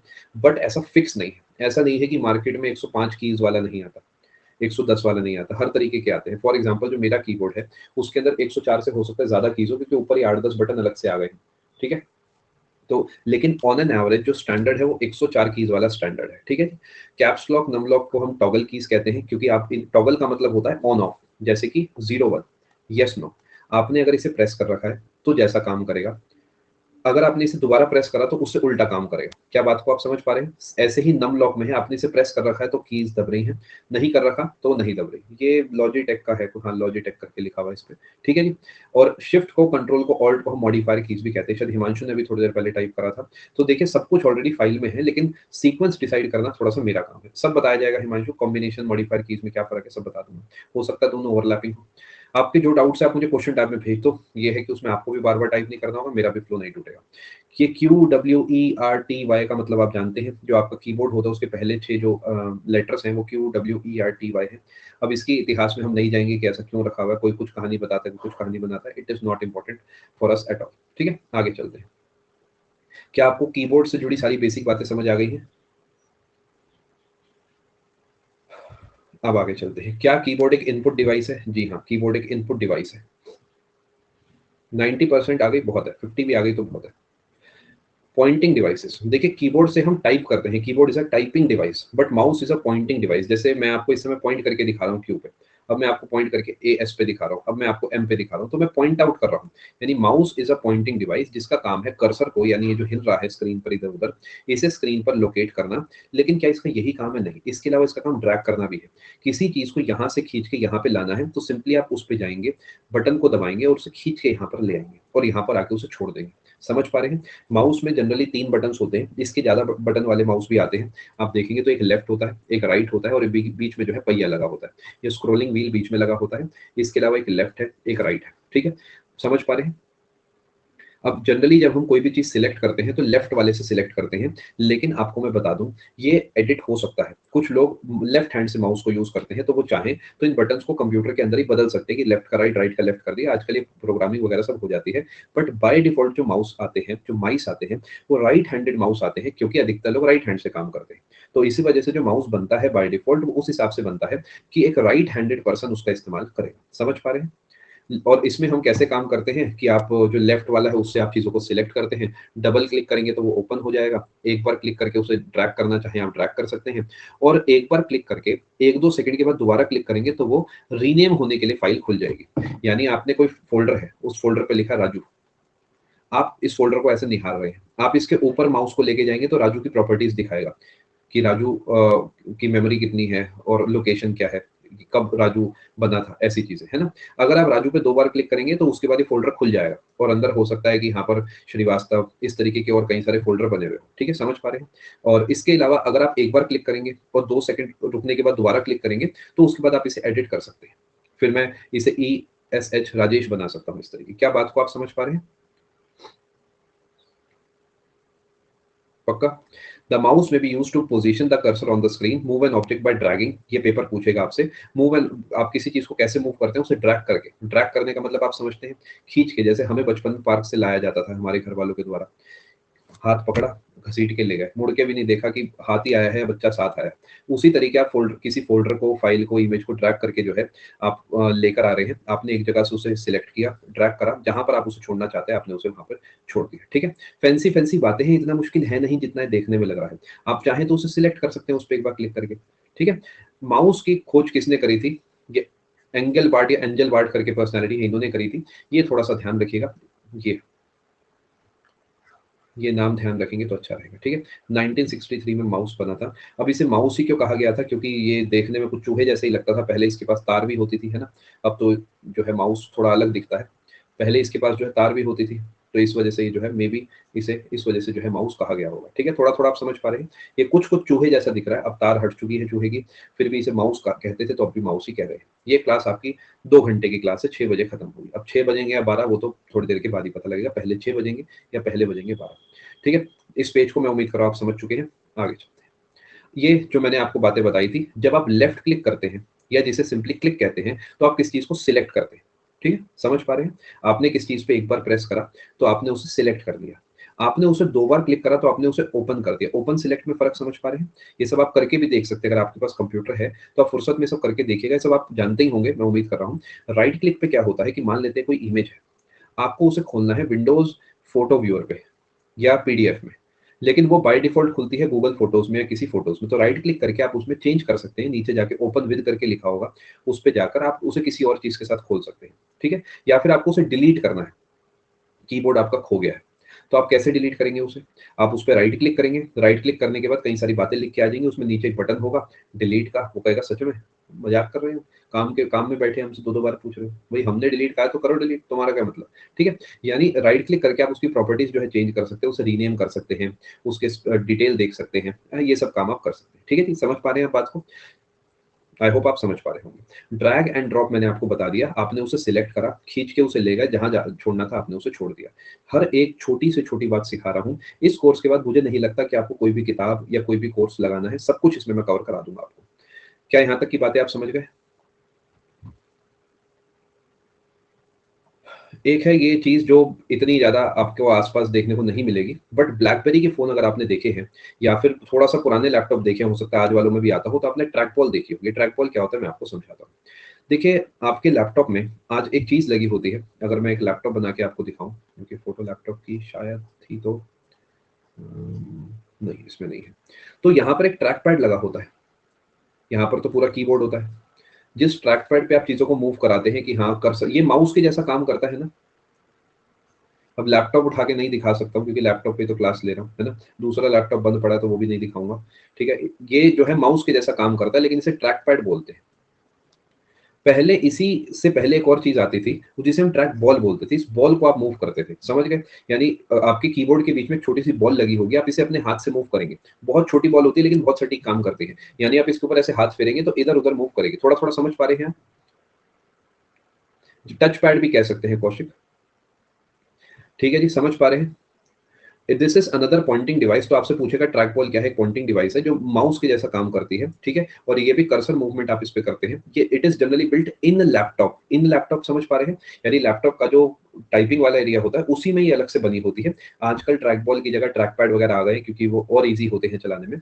ठीक है, क्यों? क्योंकि माउस का स्पेस नहीं होता है लैपटॉप में। आई होप आप पूरे तरीके बात समझ पा रहे हैं। ठीक है जी। लैपटॉप का जो कीबोर्ड होता है उसी के बीच में एक छोटी सी बॉल आप इमेजिन कर लो यहाँ पर। इसी को आप अगर अपने हाथ से मूव करते रहेंगे तो वो कर्सर मूव करता रहेगा।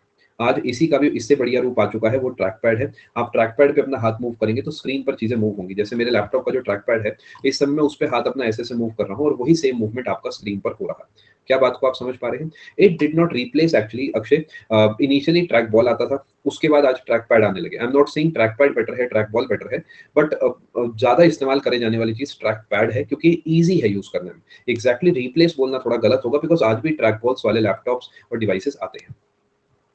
माउस का ऑल्टरनेटिव लैपटॉप में ट्रैक बॉल या ट्रैक पैड है सुमित, जो अभी मैंने आपको बताया। ठीक है, समझ पा रहे हैं। टच पैड भी कह सकते हो, मैं एक ही बात है, कोई फर्क नहीं पड़ रहा। आप इसे टच करते हैं, मूव करता है, बस इतना सा। ठीक है, आगे चलते। जॉयस्टिक। अगर आपने बचपन में गेमिंग करी है तो आपको ये जॉयस्टिक पता होगी। मैं आपको बताता हूँ। मैं अपने एक रिश्तेदार के घर जाता था सिर्फ एक वजह से, क्योंकि उनके घर के पड़ोस में दो घर छोड़ के ग्राउंड फ्लोर पे एक गेमिंग जोन था। गेमिंग जोन सुनने में महंगा लग रहा है, बट वहां पर 1 रुपए के 2 या 4 सिक्के मिलते थे।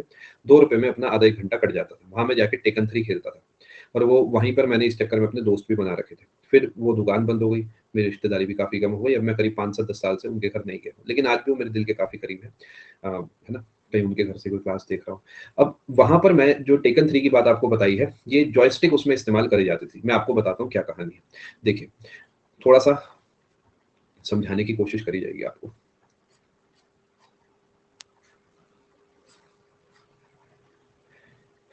टीवी जैसा होता था, इस तब एटीएम जैसा डब्बा होता था। आजकल ये खत्म से हो चुके हैं क्योंकि आजकल थोड़ा फैंसी जमाना आ गया है। इसके अंदर गेम चलती थी और यहाँ पे 2 प्लेयर खेलते थे। एक ऐसे डंडी सी लगी होती थी, एक ऐसे डंडी लगी होती थी। तो यहाँ पर 6 बटन होते थे।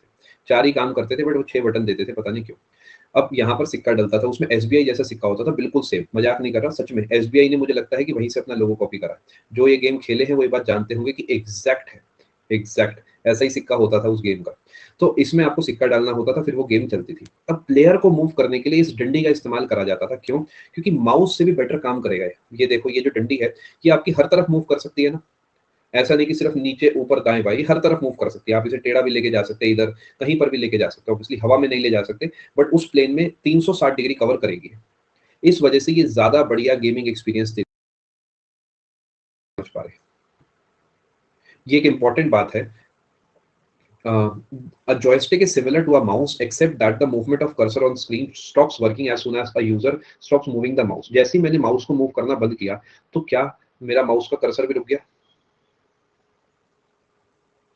लेकिन जॉयस्टिक में क्या होता है, आप उसे आगे मूव करा छोड़ दोगे तो वहीं पे चलता रहेगा। वो अगर आपने उसे आगे मूव करता छोड़ दिया तो वो आगे की तरफ चलता रहेगा। ये छोटी छोटी बातें हैं, पेपर के लिए इंपॉर्टेंट नहीं है, बट फिर भी आपको पता होना चाहिए। ये ऑल डायरेक्शन में मूवमेंट अलाउ करता था, एक अच्छी बात है। ये पुनीत मुझे भी नहीं पता है, सुना तो है ऐसा कुछ होता था। खैर आगे चलते हैं। क्या यहाँ तक की बात आप समझ पा रहे हैं? आपको जॉयस्टिक समझ आ गया? आगे बढ़ते हैं। लाइट पेन, ये सब आपको आज, आप तो आज के जमाने के लोग हैं, ये सब तो आपको पता ही होगा। स्क्रीन पर आप इससे काम कर सकते हैं सीधा direct. It is a hand held, जो कि पेन है, electro optical pointing device which is used for making drawings, graphics and for menu selection. आपके जो पेन होता है उसके अंदर एक फोटो सेल होता है, छोटे से एक ट्यूब में, पेन मान लो, वो स्क्रीन की लाइट को उठाता है और उसके बाद काम होता है। थोड़ा थोड़ा आप समझ पा रहे हैं? देखिए माउस से अगर मैं लिखना चाहूँ, ध्यान से समझना, तो क्या मैं बहुत बढ़िया कुछ लिख सकता हूँ? मैं लाइट पेन लिखूंगा, इस समय देखो मैं माउस से लिख रहा हूँ। क्या मैं अच्छा माउस से लिख रहा हूँ? मैं तो बहुत ही बुरा माउस से लिख रहा हूँ, है ना? मैं ये नहीं कह रहा मैं माउस से बहुत बुरा लिख रहा हूँ, मैं कह रहा हूँ मैं तो बहुत ही बुरे माउस से लिख रहा हूँ। यानी ये मेरी कमी नहीं है, मेरे माउस की कमी है। क्यों? क्योंकि मैं तो बहुत अच्छा लिख सकता हूँ। देखो ये मैंने पेन से लिखा है, तो पेन से बहुत अच्छी राइटिंग आई है, बिकॉज वो रियल फीलिंग है एकदम। माउस से बहुत अच्छी राइटिंग नहीं आई, बिकॉज माउस को उतना स्मूथली मूव करना आसान काम नहीं है। अब ये जो पेन है ये लाइट पेन नहीं है, क्योंकि ये एक्चुअली उससे भी अलग टेक्नोलॉजी है, आज की टेक्नोलॉजी है, ठीक है। ये मैं पेन टैबलेट पे इस्तेमाल कर रहा हूँ, लेकिन एक और पेन आता है, जैसे डिजिटल बोर्ड्स वगैरह आपने सुने हैं, वो एक पेन आता है जिसे आप सीधा स्क्रीन पर लगाते हैं और स्क्रीन पर कंटेंट लिखा जाता है।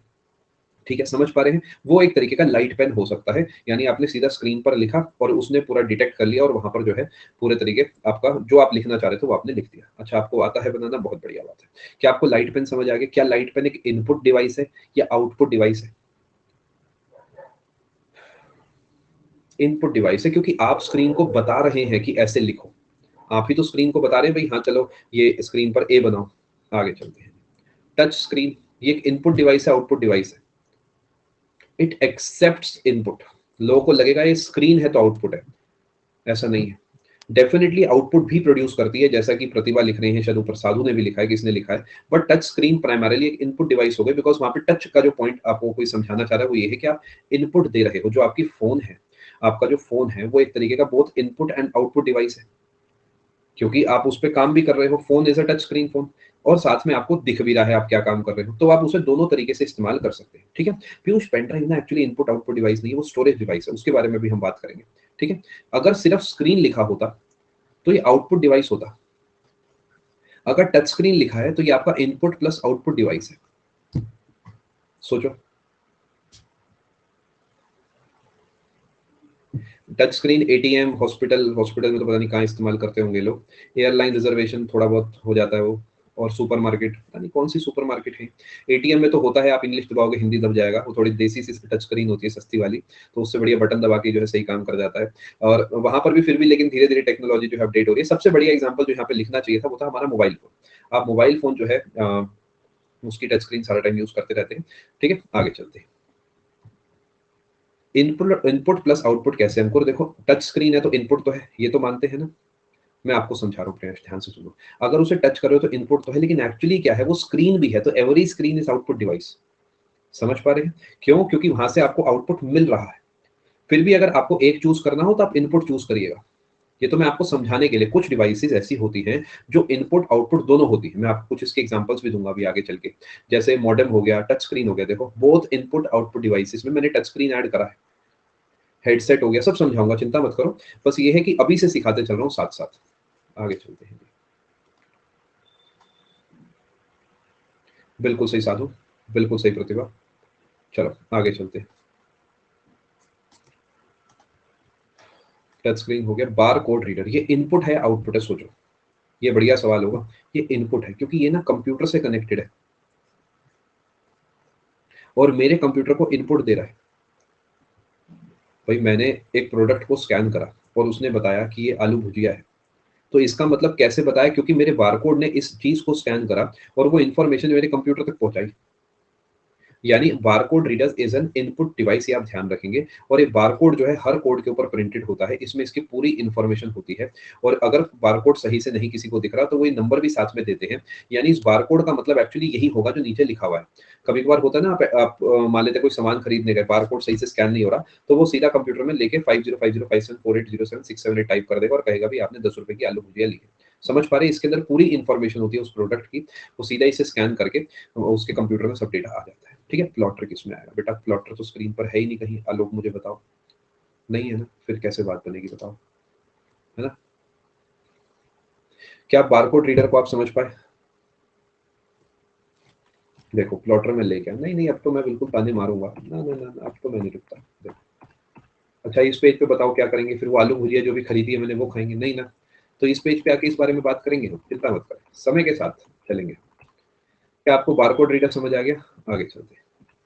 OMR क्या होता है? ये आपके ज़माने में तो नहीं होता, हमारे ज़माने में हुआ करता था। जब हम जो है आज के ज़माने में कुछ एग्ज़ाम्स में होता है ये, आपको क्या करना होता था, वहाँ 4 ऑप्शन होते थे, ऐसे 4 गोले होते थे। आपको लगता है कि इसका आंसर ऑप्शन नंबर बी है, तो इसे आपको ऐसे डार्क करना होता था ब्लैक कलर के पेन से, ठीक है? आजकल भी स्टेट पीएससी, यूपीएससी के प्री में तो है ही है। तो ये जो पूरा कागज़ है जिस पे आपने ऐसे गोले मारे हैं, इस तरीके मान लेते हैं, यहाँ पे ए लिखा होगा, यहाँ बी, यहाँ सी, यहाँ डी, इस तरीके आपने गोले मारे हैं, तो ये एक बार में अंदर जाएगा, यहाँ से बाहर आ जाएगा और वो स्कैन करके बता देगा कि आपका जो फ्यूचर है वो कैसा होने वाला है। यानी अगर आपने सही आंसर दिए होंगे तो आपको बहुत अच्छा स्कोर मिल जाएगा, अगर आपने बेकार आंसर दिए होंगे तो आपका खेल खत्म हो जाएगा। ऑप्टिकल मार्क रीडर की ये फुल फॉर्म है ओएमआर की, ध्यान रखिएगा। और ये इसका जो मेनली काम होता है, ये डिटेक्ट करता है presence of intended marked responses, यानी आपने क्या मार्क करा है। क्या बात को आप समझ पा रहे हैं? It uses a beam of light that is reflected on the paper with marks to capture presence and absence of data। अगर गलत जगह गोला मारा है तो भी दिक्कत है, ठीक है? चलिए आगे दोस्तों, ओएमआर की फुल फॉर्म बस अपने को पता होनी चाहिए। ऐसी ओसीआर, ओसीआर क्या होता है? Optical character reader, optical character reader, sorry optical character recognition, माफी चाहेंगे मैंने रीडर बोला, ऑप्टिकल करेक्टर रिकॉग्निशन। ये ओसीआर क्या करता है, अगर आपने स्क्रीन पर कुछ भी लिखा है तो उसे डेटा की फॉर्म में उठा लेगा। मैं आपको इसे समझाने की कोशिश करता हूँ। It is a technique for the scanning of a printed page, translating it and then using the OCR software to recognize the image as ASCII text that is editable. समझाने की कोशिश कर रहा हूँ। कभी कभार क्या होता है, आपने एक डॉक्यूमेंट को स्कैन करा और वो इस तरीके स्कैन हो जाता है कि आप उसका डेटा वहां से कॉपी पेस्ट कर सकते हैं। आपने नोटिस करा आजकल के जो पीडीएफ स्कैनर्स वगैरह, इमेज स्कैनर्स आ रहे हैं, वो इतना बढ़िया स्कैन करते हैं कि उस डेटा को आप वहां से कॉपी भी कर सकते हैं, ठीक है? जैसे गूगल लेंस एक एग्जांपल आया है राहुल का, अच्छा एग्जांपल है, यहीं से बताते हैं। उसमें भी ऐसे ही चलता है ना, आप सीधा फोन से आपने स्कैन करा, वो डेटा को वहां से पिक करके आपको दिखा देगा। वो कैसे दिखा पा रहा है इमेज से? क्योंकि उसके अंदर ओसीआर नाम का एक फीचर है, वो उस डेटा को वहां से उठा सकता है। उसे पता है कि सी ऐसा ही बनता है, उसे पता है कि वन ऐसा ही बनता है, उसे पता है वन या तो ऐसा या ऐसा या ऐसा, ये 3-4 तरीके के ही जो है वन बनते हैं। तो वो जैसे ही उस चीज को देखेगा वो वहां से उसे पिक कर लेगा। आपको पता होना चाहिए इसकी फुल फॉर्म ओसीआर की, थोड़ा बहुत फंक्शनिंग भी पता होगी तो अच्छा रहेगा, ठीक है? MICR, बहुत बढ़िया बात है, मजेदार बात है। देखिए होता क्या था पहले कि आप चेक कैसे काम करता है, थोड़ा सा मैं आपको समझाता हूँ। आप एक चेक लेके गए, ठीक है? समझना, आपने उस पे लिखा होता है पे इस पर्सन को, मान लेते हैं यहाँ रुपीस लिखा होगा 1 करोड़ ओनली, और आपने यहाँ पर साइन कर दिया, यहाँ डेट डाल दी, ठीक है?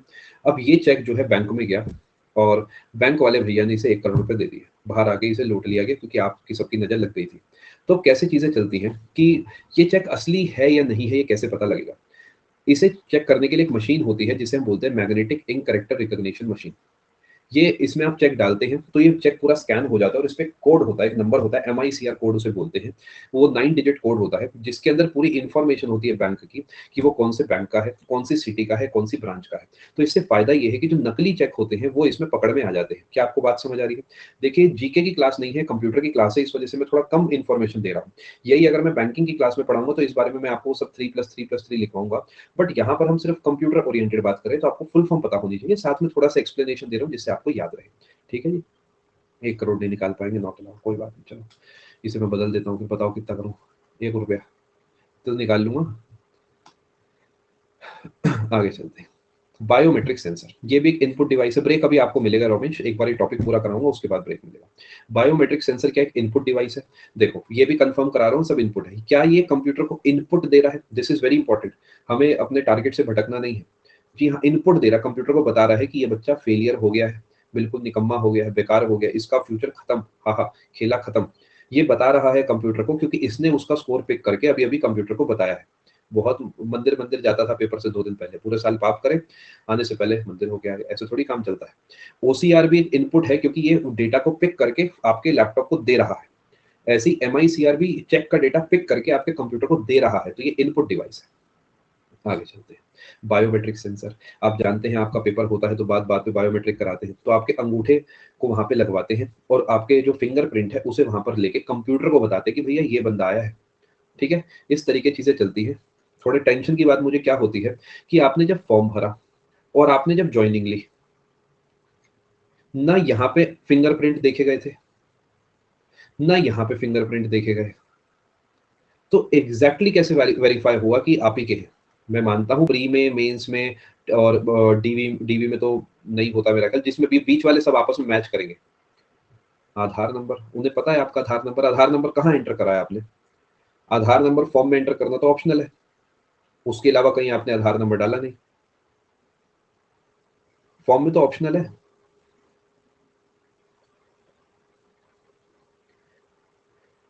डीबी में ऐसा देखिए, किसी के पास अगर आधार कार्ड नहीं है तो क्या वो सिलेक्शन नहीं ले सकता? जो भी डीबी वाली बातें लिख रहे हैं, मेरे पास आधार कार्ड नहीं है तो आधार कार्ड को ऐसे मैंडेटरी नहीं है, रजिस्ट्रेशन में ऑप्शनल होता है ना डालना।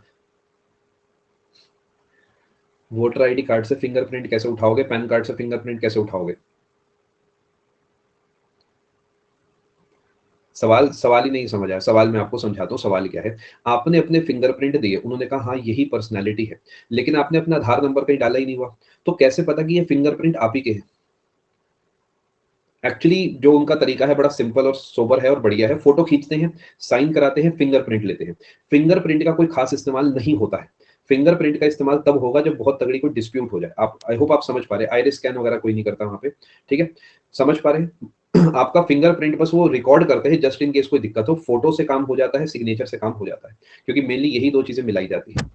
और उसके अलावा एक बहुत बढ़िया तरीका इन्होंने करा है। पहले क्या होता था, पहले आपको एक स्टेटमेंट लिखनी होती थी, वो स्टेटमेंट वही होती थी जो हर बार होती थी। जैसे हम जब लिखते थे तो अब ऐसा लिखते थे कि हाँ ये मैं ही हूँ जो इस पेपर को देने आया। मतलब क्या ही, वो ऑब्वियसली मैं नकली भी हूँ तो भी तो मैं ही हूँ जो उस पेपर को देने आया। भले ही मैं कोई फॉल्स भी हूँ तो वहां पे तो मैं ट्रू लिख रहा हूँ। आजकल उन्होंने बहुत बढ़िया कॉन्सेप्ट करा है, स्पॉन्टेनियस को नई स्टेटमेंट देते हैं, तो उससे हैंडराइटिंग आप ट्रेस कर सकते हो।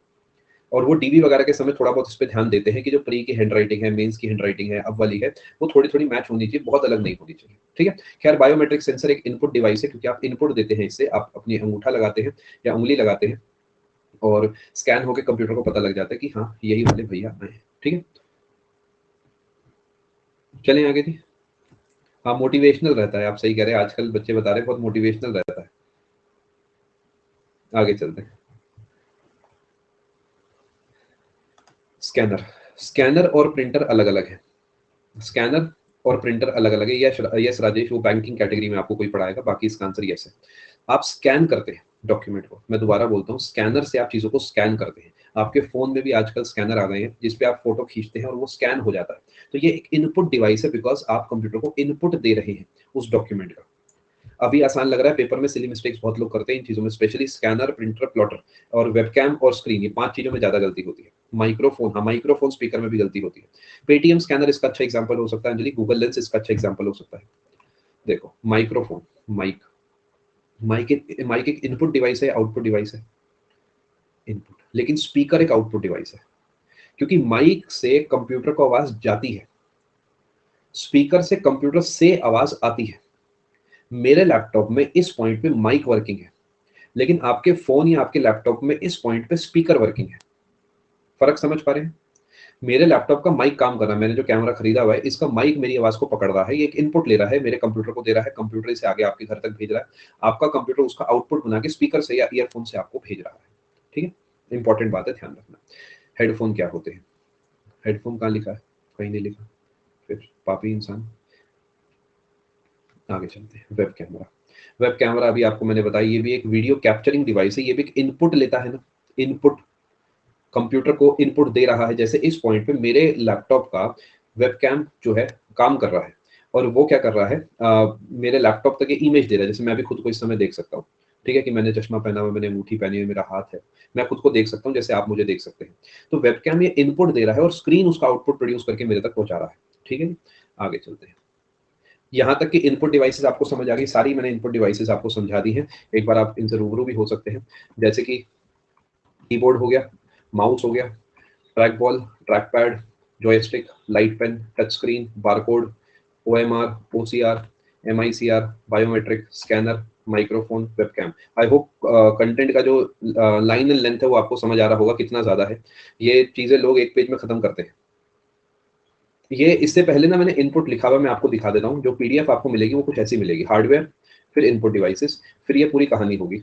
OCR is optical character reader. Himanshu, मैंने किसी डॉक्यूमेंट की फोटो खींची तो मेरे गूगल लेंस ने बता दिया कि इस पे ये करेक्टर्स लिखे हुए।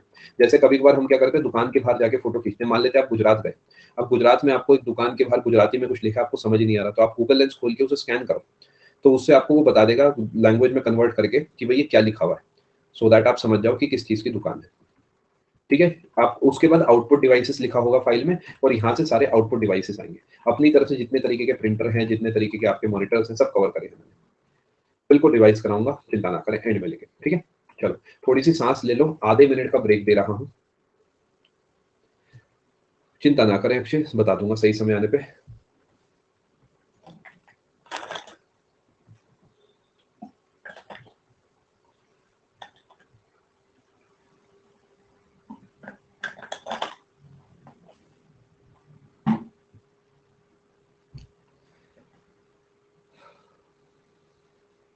एक बार स्कैनर बता रहा हूँ, बाकी सबका जो है ब्रेक चल रहा है, चिंता ना करें। अभी ब्रेक चल रहा है आपका, आप अपनी दिमाग की सारी इनपुट डिवाइसेस को बंद कर दीजिए। मैं जब तक एक दो बच्चों के डाउट क्लियर कर देता हूँ। देखिए स्कैनर करता है स्कैन, जैसा आप नाम से समझ पा रहे हैं, ठीक है। आप अपने फोन के अंदर एक स्कैनर मान लेते हैं आपने डाला है, या ऐसा समझो एक मेरे पास प्रिंटर प्लस स्कैनर है। प्रिंटर उसके अंदर एक आउटपुट डिवाइस की तरह काम करेगा, मेरे कंप्यूटर से कनेक्टेड है। लेकिन जो इसके अंदर का स्कैनर होगा, वो एक मान लेते हैं मैंने इसका ढक्कन हटाया और यहाँ पर एक डॉक्यूमेंट रखा और मैंने इस पे दबा दिया स्कैन, तो ये डॉक्यूमेंट को पूरा स्कैन करके इस तार के जरिए मेरे कंप्यूटर की स्क्रीन पर दिखा देगा। समझ पा रहे हैं? तो क्या है कि इनपुट डिवाइस हुई, देखो तीर से इंफॉर्मेशन इस तरफ आई है, और इसी के अंदर जब मैं प्रिंटर का इस्तेमाल करूंगा तो मेरा कंप्यूटर इसे कमांड देगा, तो ये एक आउटपुट डिवाइस हो गई। यानी कई डिवाइसेस इनपुट आउटपुट दोनों एक साथ काम कर सकती हैं, बिकॉज कंपनीज अपने प्रोडक्ट बेचने के लिए उसे मल्टीपर्पज बनाने की कोशिश करती है। क्योंकि आजकल क्या है, देखिए प्रिंटर, स्कैनर और फोटोकॉपी, ये तीन चीजें एक साथ आती हैं, जिससे कि आपके सारे पर्पस फुलफिल हो जाते हैं। चलो जी, वेब कैम मतलब कैमरा, कैमरा मेरी इमेज का एक इनपुट ले रहा है, मेरे लैपटॉप को दे रहा है, ठीक है। और ये एक इनपुट डिवाइस हो गया। आगे चलते हैं, चलो आउटपुट डिवाइसेस की थोड़ी बात करते हैं। आउटपुट डिवाइसेस वो हैं, मेरे हिसाब से इतना कंप्यूटर उसके लिए काफी रहेगा संप्रीता, इसके अलावा कुछ करने की नीड नहीं है। आउटपुट डिवाइसेस जो मेरे कंप्यूटर से आउटपुट लेकर मुझे दे रही है, वो एक आउटपुट डिवाइस है। ये जो स्क्रीन है, इस पे मुझे आउटपुट डिवाइसेस लिखा दिख रहा है, और ये रेज मेरी आंखों तक आ रही है, तो ये एक जो स्क्रीन है, एक आउटपुट डिवाइस हो गई, ठीक है। अब मेरा लैपटॉप, इस समय जो मेरे लैपटॉप का माइक है, वो एक इनपुट डिवाइस की तरह काम कर रहा है। अब जब क्लास खत्म होगी, अब मैं अगली क्लास का कंटेंट बनाऊंगा, बीच में मुझे 10 मिनट का ब्रेक मिलेगा, मैं उसमें गाने सुन लूंगा। तो गाने सुनने के लिए क्या होगा, मैं अपने लैपटॉप की आवाज को अपने कानों तक जाने दूंगा, तो वो उस पॉइंट पे मेरे लैपटॉप का जो स्पीकर है, वो एक आउटपुट डिवाइस की तरह काम करेगा। ठीक है जी, समझ पा रहे हैं? क्या नहीं समझ पा रहे? मनीषा, बोथ। जेरोक्स मशीन जो है, फोटोस्टेट मशीन है वो, एक्चुअली जेरोक्स तो बस कंपनी का नाम है। तो वो एक इनपुट प्लस आउटपुट डिवाइस है, वो इनपुट लेके साथ में आउटपुट भी प्रोड्यूस कर रही है। Actually photostat machine is nothing but scanner plus printer. Scan करा, स्कैनर का काम, प्रिंट करा, प्रिंटर का काम, दोनों को मिला दिया, फोटोस्टेट मशीन बन गई। ठीक है। आउटपुट डिवाइसेस के अंदर सबसे पहले हम पढ़ते हैं मॉनिटर को। फुल फॉर्म इंपॉर्टेंट है तो पता होना चाहिए, इसको ही हम विजुअल डिस्प्ले यूनिट बोलते हैं। यानी पूरे कंप्यूटर में आप जो इंफॉर्मेशन प्रोसेस करते हैं, उसे आप इसी स्क्रीन पर देख सकते हैं। So this is the visual display unit. ठीक है जी। अब ये दो तरीके के होते हैं, एक होता है कलर, एक होता है मोनोक्रोम। अब व्हाइट इज अ कलर, तो हम ऐसा क्यों कहते हैं कि कलर टीवी है? पहले तो ब्लैक एंड व्हाइट टीवी हुआ करते थे। Black and white both are colours, बताओ।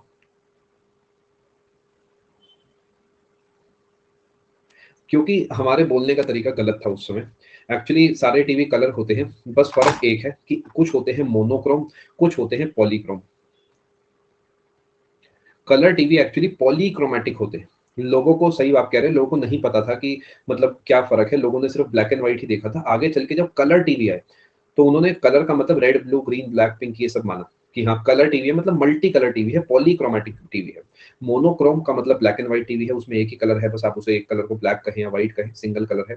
ठीक है। और उसके अंदर आप एक ही कलर देख सकते हैं। तो कलर टीवी के अंदर पहले 256 कलर आते थे, अब तो लाखों करोड़ों कलर हो गए हैं। अब तो हर शेड, हर कलर का आपको देखने को मिल रहा है। 100 रुपए की ट्यूबलाइट वाले कह देते हैं कि 10 लाख कलर इसमें है, मतलब एज इफ इट मैटर्स। वो ये कहना चाहते हैं कि हर शेड आपको यहाँ पर अवेलेबल मिल जाएगा। ठीक है जी। जलानी हमने उसे सफेद ही है, कब एक बार जो है उसे लाल कर देंगे जब डॉक्टर बनने का मन होगा, वरना ये सफेद ही जलती रहेगी। नीली कभी पार्टी करनी होगी तो हरी हो जाएगी, बस और क्या है। An image on the monitor is created by configuration of dots known as pixels. ये इंपॉर्टेंट लाइन है, ध्यान रखिएगा। बहुत सारी डॉट्स मिलके पिक्सल बनाती है, जितनी ज्यादा पिक्सल उतनी क्लियर इमेज, जितनी ज्यादा पिक्सल उतनी क्लियर इमेज। क्या बात को आप समझ पा रहे हैं? फॉर एन एग्जाम्पल, मैं यहाँ पर आपके सामने जो है एक चीज बनाने की कोशिश करता हूँ। ये आपको समझ तो आ रहा है कि मैंने किसी की शक्ल बनाई है, लेकिन अगर मैं इसी को थोड़ा और बारीक वे में आपको बना के दिखाऊं, तो एक ये बेटर इमेज होगी ना उससे? नहीं सर, ये भी गंदी लग रही है, कोई बात नहीं, थोड़ी क्लियर तो है उससे। ज्यादा डिटेल्ड है, तो इसके पिक्सल ज्यादा होगा इसके पिक्सल के मुकाबले। ठीक है, समझ पा रहे हैं? The refresh rate of monitor is measured in hertz, जितने ज्यादा हर्ट्स उतना अच्छा एक्सपीरियंस स्क्रीन को देखने का। आप जब फोन खरीदते हैं तो उसमें आप सुनते हैं ना 60 हर्ट्स है, 90 हर्ट्स है, 120 हर्ट्स जितना रिफ्रेश रेट है, यानी वो उतनी जल्दी जल्दी खुद को अपडेट करेगा, यानी आपको आपकी आंखों को उतना अच्छा एक्सपीरियंस जो है देखने को मिलेगा। जनरली 90 हर्ट्स को अच्छा माना जाता है काफी, 60 हर्ट्स भी ठीक है, काम चल जाता है। ठीक है जी, क्या बात को आप समझ पा रहे हैं? 90 हर्ट्स का मतलब ये पर सेकंड 90 टाइम्स वो खुद को जो है अपडेट करेगा। समझ पा रहे हैं? पिक्सल क्या हो गए? Pixel basically collection of dots हैं, जैसे ये एक सर्टेन डब्बे के अंदर कितनी डॉट्स बन सकती हैं। हर्ट्स हो गया रिफ्रेश रेट ऑफ मॉनिटर या फिर स्क्रीन। अब कई कई सारी बातें आपको पता होनी चाहिए। रिफ्रेश रेट जितना ज्यादा है उतना अच्छा है।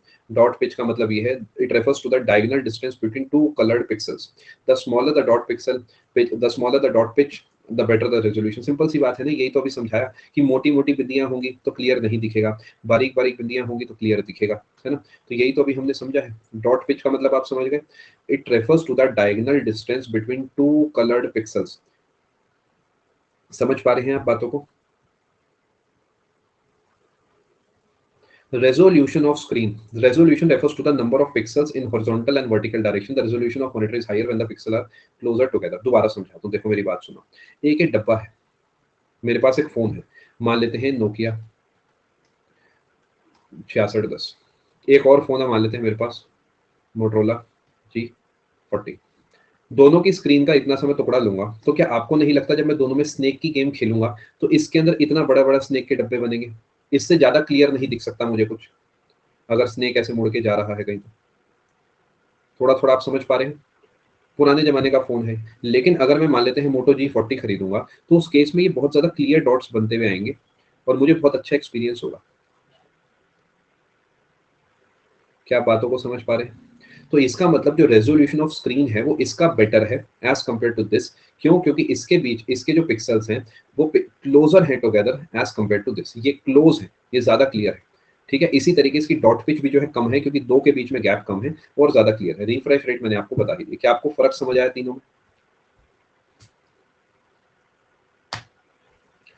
इसी वजह से कहा है कि नोट्स नहीं बनाने, बिकॉज इसके नोट्स नहीं बन सकते, क्योंकि इसके नोट्स बनाने का मतलब है ये सब चीजें अपने हाथ से अपनी कॉपी में लिखना कोई सेंस नहीं है। समय बचाओ, फटाफट से इसे निपटा के पैक करेंगे, आगे चलते हैं। कितने तरीके के मॉनिटर्स आते हैं या आते थे? रिफ्रेश रेट क्या होगा मैं आपको समझाता हूँ प्रियांश, देखो मेरी बात सुनो। हमारी स्क्रीन पे कोई वीडियो चल रही है तो क्या हर कुछ पल के बाद वो डेटा बदलेगा? सोच के देखो। ऑब्वियसली हर सेकंड में कई बार डेटा बदलेगा। अब वो एक तो ऐसा कोई फोन है जिसमें एक सेकंड के बाद डेटा बदल रहा है। ठीक है, यानी अभी उसका हाथ यहाँ पर था, अब एक सेकंड बाद उसका यहाँ गया, फिर यहाँ गया, फिर यहाँ यहाँ। इसमें ज्यादा मजा आएगा या बिल्कुल स्मूथ इस तरीके में? बिल्कुल स्मूथ में आएगा ना। तो बिल्कुल स्मूथ में क्या हो रहा है कि एक सेकंड में भी उसके, मैं कहता हूँ 90 बार उसकी पोजीशन बदल रही है, तो वो दिख रही है। यानी बिल्कुल आपको एकदम फ्लो वाला एक्सपीरियंस आ रहा है, क्योंकि इसका रिफ्रेश रेट ज्यादा है। यानी एक सेकंड में 90 टाइम्स वो खुद को अपडेट करता है चेक करने के लिए कि अब की इमेज स्टेटस क्या है। ऐसा समझो 90 हर्ट्स का मतलब है 90 अलग अलग इमेजेस को वो एक सेकंड में चला देता है। अगर 10 हर्ट्स है तो वो एक सेकंड में 10 ही इमेजेस को चला पाता है, तो 90 वाला ज्यादा क्लियर होगा। इसी तरीके कोई 120 हर्ट्स आ गया तो वो एक सेकंड में 120 अलग अलग फ्रेम्स को चला देता है, तो वो और ज्यादा क्लियर होगा। ठीक है, अब समझ आया? डॉट पिच कुछ नहीं है, जो पिक्सल्स है उनके बीच की दूरी है, जितनी कम उतना बढ़िया। बिल्कुल ऋतिक, ये कल से ही स्टार्ट हुआ है बैच जिसमें आप इस समय हैं। बाकी बैचेस कब आएंगे मैं आपको अगले महीने की शुरुआत में बताऊंगा, पहले 10 दिन में बता दूंगा। ये कल से स्टार्ट हुआ, आप कंप्यूटर पढ़ना चाहें तो इसे लगा सकते हैं। पॉपुलर टाइप्स ऑफ मॉनिटर्स क्या क्या है? CRT काम की बात है, फुल फॉर्म बाकी कहानी है, कोई ज्यादा जरूरी नहीं है। ठीक है, मैं आपके लिए फुल फॉर्म पहले मार्क कर देता हूँ। CRT की फुल फॉर्म है कैथोड रे ट्यूब। ये वो टीवी है, थोड़े बड़े साइज के जो टीवी हुआ करते थे, अभी आपको समझाता हूँ। LED पहले फुल फॉर्म याद करेंगे, light emitting diode. LCD liquid crystal display. ये तीनों फुल फॉर्म्स आपको रटी होनी चाहिए।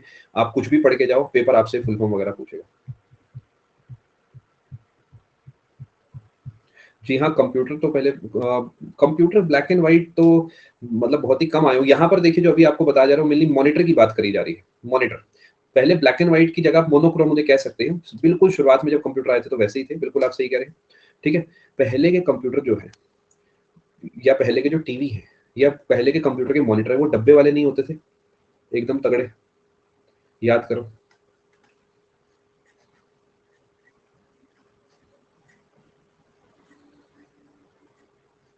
इस तरीके कुछ होते थे, बहुत जगह घेरते थे, क्योंकि इनमें होती थी कैथोड रे। ये 11th के जो फिजिक्स केमिस्ट्री के टॉपिक्स हैं, थोड़े से ज्यादा फोटो केमिल्यूमिनेसेंस वगैरह कई चीजें होती है, उतनी डिटेल में नहीं जाएंगे यहाँ पे। मुद्दे की बात यह है कि सीआरटी के अंदर होती है वैक्यूम ट्यूब, वो तो याद रहेगा ना अपने को, टी का मतलब ही ट्यूब है, ठीक है जी, समझ पा रहे हैं। Liquid crystal display, these screens are used in laptops वगैरह। अब एलसीडी और एलईडी में क्या फर्क होता है, एलसीडी ज्यादा पावर लेती है, और एलसीडी साइड से देखोगे तो क्लियर नहीं दिखती। आप अपने लैपटॉप की स्क्रीन को देखना, जो अगर आप उसे थोड़ा सा भी टिल्ट ऊपर नीचे करोगे तो मजा नहीं आएगा, हल्का सा ज्यादा टिल्ट करोगे तो एक पॉइंट ऐसा आता है जब सबसे क्लियर आपको इमेज दिखती है ना। आप करके देखो, अगर आपके पास लैपटॉप है, थोड़ा डाउन करोगे तो भी वो क्लैरिटी नहीं है, थोड़ा अप करोगे तो भी क्लैरिटी नहीं है, एक सर्टेन पॉइंट है जहां पर आपको सबसे क्लियर चीजें दिखती है ना। लेकिन एलईडी में ऐसा नहीं होता। एलईडी में अगर आप साइड से भी देखोगे तो काफी हद तक आपको चीजें क्लियर दिखती है, ये कम पावर का इस्तेमाल करते हैं। यानी अगर एलईडी आपके घर में वो सामने की तरफ भी लगा तो यहाँ से भी आप उसे टीवी को क्लियर देख पाओगे, लेकिन एलसीडी साइड से क्लियर नहीं दिखता। थोड़ा थोड़ा समझ आया, बाकी एक्चुअल डिफरेंस तो इनकी फंक्शनिंग में है, उतना डिटेल में जाने का कोई सेंस नहीं है, ठीक है। आगे चलते हैं जी। और भी कई चीजें आती हैं, बीच में एक तरीके के कंप्यूटर आए थे जिन्हें टीएफटी बोला जाता था, थिन फिल्म ट्रांजिस्टर। ये एलसीडी और जो अपना सीआरटी है उसके बीच के समय आए थे, टीएफटी डिस्प्ले से बोलते थे, ठीक है। आजकल जो मेनली इस्तेमाल करे जाते हैं वो करे जाते हैं आपके एलसीडी वाले और एलईडी वाले, ठीक है। 3D मॉनिटर्स भी इतने पॉपुलर नहीं हुए हैं। बीच में कुछ समय पहले आपने सुना होगा 3D टीवी आ गए थे, लेकिन वो इतने महंगे थे कि वो कामयाब नहीं हुए। आज भी आप नोटिस करोगे तो 3D टीवी शायद ही किसी के घर पे होंगे हम सब में से, क्योंकि वो प्रैक्टिकल नहीं है। और जो एलईडी टीवी है वो प्रैक्टिकल है, 25, 30, 40 हजार रुपए में आपको एक बेहतरीन टीवी जो है मिल जाता है। तो 3D मॉनिटर्स आप समझ गए, जो 3D इमेज आपकी आंख के सामने बना के देंगे, जैसे कि कई सारे पिक्चर हॉल्स वगैरह में होता है, ठीक है जी। नहीं, ऐसा नहीं है हिमांशु, जो लेटेस्ट टेक्नोलॉजी है वो एलईडी है, एलईडी सबसे थिन माना जाता है। क्या यहाँ तक की बात आप समझ पा रहे हैं? आपके लिए जो काम की बात है वो है फुल फॉर्म। बस आपको समझना होगा कि इमोशंस में बहकर कंप्यूटर इंजीनियर नहीं बनना। ऐसा ना हो कि मैं टीएफटी की फंक्शनिंग समझने के चक्कर में मैं फुल फॉर्म भूल जाऊं, क्योंकि काम की बात है फुल फॉर्म। वो कंप्यूटर इंजीनियर बनने के लिए घर वालों ने 4 लाख प्लस 6 लाख ऑलरेडी लगा दिए हैं। जब वो 4 साल plus 4 lakh plus 6 lakh hostel रहने के ये नहीं चल पाए, तो ये 25 घंटे का कोर्स नहीं चल पाएगा, बुरा मत मानिएगा। तो वो तो हम अगले जन्म में बन लेंगे, अभी के लिए हम पहले इंस्पेक्टर या एएसओ वगैरह जो बनना चाहे वो बन लेंगे, ठीक है। आगे चलते हैं। मैंने आपको 5 फुल फॉर्म्स बताई हैं, सीआरटी, एलसीडी, एलईडी, टीएफटी और 3D मॉनिटर तो ऐसे ही जबरदस्ती का है। क्या आपको मॉनिटर के टाइप समझ आ गए? आगे चलते हैं। प्रिंटर, प्रिंटर क्या करता है? प्रिंट करता है। क्या बात है, मजेदार बात, बहुत सिंपल सी बात है। प्रिंटर क्या करेगा, आपने कमांड दिया कंट्रोल पी, फिर आपने एंटर दबाया तो वो प्रिंट कर देगा चीजों को, ठीक है। जो आपने उसे कहा वो उसे प्रिंट करेगा, तो कंप्यूटर से इंफॉर्मेशन जा रही है, तो ये एक तरीके का आउटपुट डिवाइस है, ठीक है। ब्लैक एंड व्हाइट प्रिंटर्स आज भी सबसे ज्यादा पॉपुलर है, जबकि कलर प्रिंटर्स आ गए हैं। वाई? बिकॉज प्रिंटर्स का इस्तेमाल अधिकतर ऑफिस में होता है, ऑफिशियल वर्क के लिए होता है। हमारे घर में अगर मेरे पास प्रिंटर है भी तो भी मैं उससे ऑफिशियल काम ही करूंगा, जैसे कि मुझे कोई पीपीटी बनानी है, कोई पीडीएफ प्रिंट करनी है ना। तो ब्लैक एंड व्हाइट प्रिंटर की खास बात ये बहुत सस्ता होता है, और इंक भी ज्यादा चलती है, क्योंकि एक ही कलर उसके अंदर आपको डालना होता है। और मतलब सबसे प्रैक्टिकल प्रिंटर यही है, ठीक है। मेरे पास कलर्ड प्रिंटर है वैसे सुमित, बट वो काम नहीं आता कुछ खास, मतलब जरूरत इतनी मुझे नहीं पड़ती है। बाकी हाँ, प्रिंटर मैंने रखा हुआ है अपने पास एक। ब्लैक एंड व्हाइट भी हो सकता है, कलर्ड भी हो सकता है। क्वालिटी अगेन डिपेंड करेगी, जितना महंगा प्रिंटर होगा उतना आपको सब कुछ क्लियर दिखेगा, ठीक है। आते हैं जी इधर, द स्पीड ऑफ प्रिंटर। क्या स्पीड ऑफ प्रिंटर इंपॉर्टेंट है? जी हाँ, बहुत इंपॉर्टेंट है, क्योंकि आप जितना ज्यादा स्पीड होगी उतना स्मूथ आपका काम होगा। मान लेते हैं आपको 100 पेज की फाइल निकालनी है, अब उसको प्रिंट करने में 15-20 मिनट लग गए तो क्या मजा जीवन का। तो दूसरी तरफ मानो हर 2 सेकंड में एक एक प्रिंट निकलता चल रहा है, तो सही फीलिंग आएगी आपको, यानी उसमें क्या जल्दी जल्दी काम होगा। अब इसे आप कैसे नाप सकते हैं स्पीड ऑफ प्रिंटर को? या तो कैरेक्टर्स पर सेकंड, कितने कैरेक्टर्स वो प्रिंट करता है, या फिर लाइंस पर मिनट, या फिर पेजेस पर मिनट, ठीक है। पेजेस पर सेकंड जैसा कुछ भी नहीं है, इतने भी तेज प्रिंटर नहीं आए हैं कि 1 सेकंड में 10 पेज प्रिंट कर देंगे। तो जब लाइन या पेजेस को नापते हैं तो पर मिनट में नापते हैं, और कैरेक्टर्स के हिसाब से पर सेकंड की कैलकुलेशन लगा सकते हैं, ठीक है। प्रिंटर रेजोल्यूशन किस चीज में नापते हैं? डॉट्स पर इंच पे, DPI, this is important.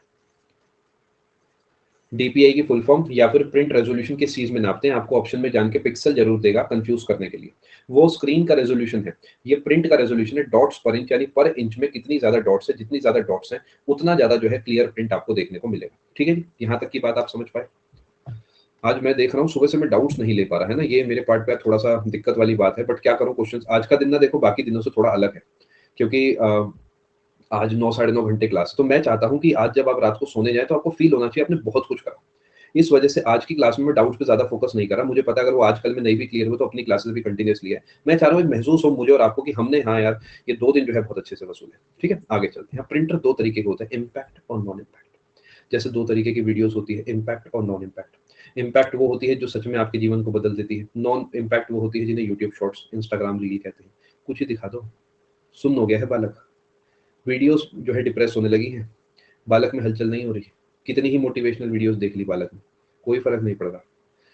Printers are divided into 2 basic categories, impact and non-impact printers. Impact printer वो जो पेज के कांटेक्ट में आएंगे फिर उस पे इम्पैक्ट लगाएंगे। Non impact as the name says जो उसके डायरेक्ट कांटेक्ट में नहीं आएंगे। ठीक है जी, मैं आपको इसे डिटेल में समझाता हूँ। अब मैं कैसे आपको पढ़ा रहा हूँ, मैंने आपको बेसिक सा डिफरेंस बताया। अब इम्पैक्ट प्रिंटर की डेफिनेशन दूंगा, उसके एग्जांपल दूंगा, उसके टाइप्स दूंगा, फिर नॉन इम्पैक्ट प्रिंटर के आपको जो है यहाँ पर मैं जो है आपको इसके टाइप्स बताऊंगा। उसके बाद मैं आपको जो है प्लॉटर बताऊंगा, फिर स्पीकर बताऊंगा, फिर हेडफोन बताऊंगा, प्रोजेक्टर बताऊंगा, बोथ इनपुट आउटपुट बताऊंगा, इनपुट आउटपुट पोर्ट बताऊंगा, फिर बाय बाय कर दूंगा। इतना सा कंटेंट है, जल्दी जल्दी पूरा कर लो। ठीक है, शुरू करें दोस्तों।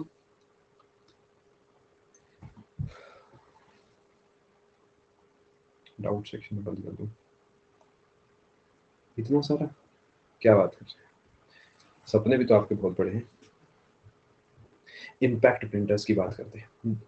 This type of printer strikes paper and ribbon together to form a character like a typewriter. Simple सी बात है, उसके अंदर कुछ चीज लगी होगी, वो उस पर जाके टक्कर खाएगी और उसके बाद वो प्रिंट हो जाएगा। सिंपल रखते हैं चीजों को, ज्यादा कॉम्प्लेक्स नहीं बताते, जिंदगी पहली बड़ी कॉम्प्लेक्स है। ठीक है, अब ये क्या कर सकता है, करेक्टर भी प्रिंट कर सकता है, पूरी लाइन भी प्रिंट कर सकता है।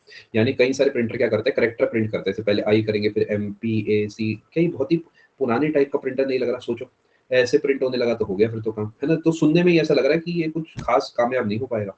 यानी शुरुआत में ऐसे प्रिंटर्स थोड़े ज्यादा आते थे, लेकिन अगर कोई लाइन बाय लाइन प्रिंट करे तो ये प्रिंटर आज भी चलते हैं। अगर आपने कभी कोई होर्डिंग वगैरह प्रिंट कराई है तो वहां पर आज भी क्या है, लाइन बाय लाइन चीजें प्रिंट होती है। या आपने कोई फोटो प्रिंट कराई है तो वो भी लाइन बाय लाइन चलती है। यानी इस तरीके वो फोटो जो है आपकी, मतलब इस तरीके जो है वो लाइन बाय लाइन ऐसे चलती रहेगी, और जब तक वो नीचे आएगा तो धीरे धीरे जो है फोटो बन जाएगी कि हाँ भाई सचिन तेंदुलकर की फोटो है ना, कुछ कुछ ऐसा। समझ पा रहे हैं आप बात को। अब इसके अंदर इम्पैक्ट प्रिंटर्स के अंदर क्या क्या आ सकते हैं, dot matrix printer, Daisy wheel printer, line printer, drum printer. जो आपको याद रखना है वो रखना है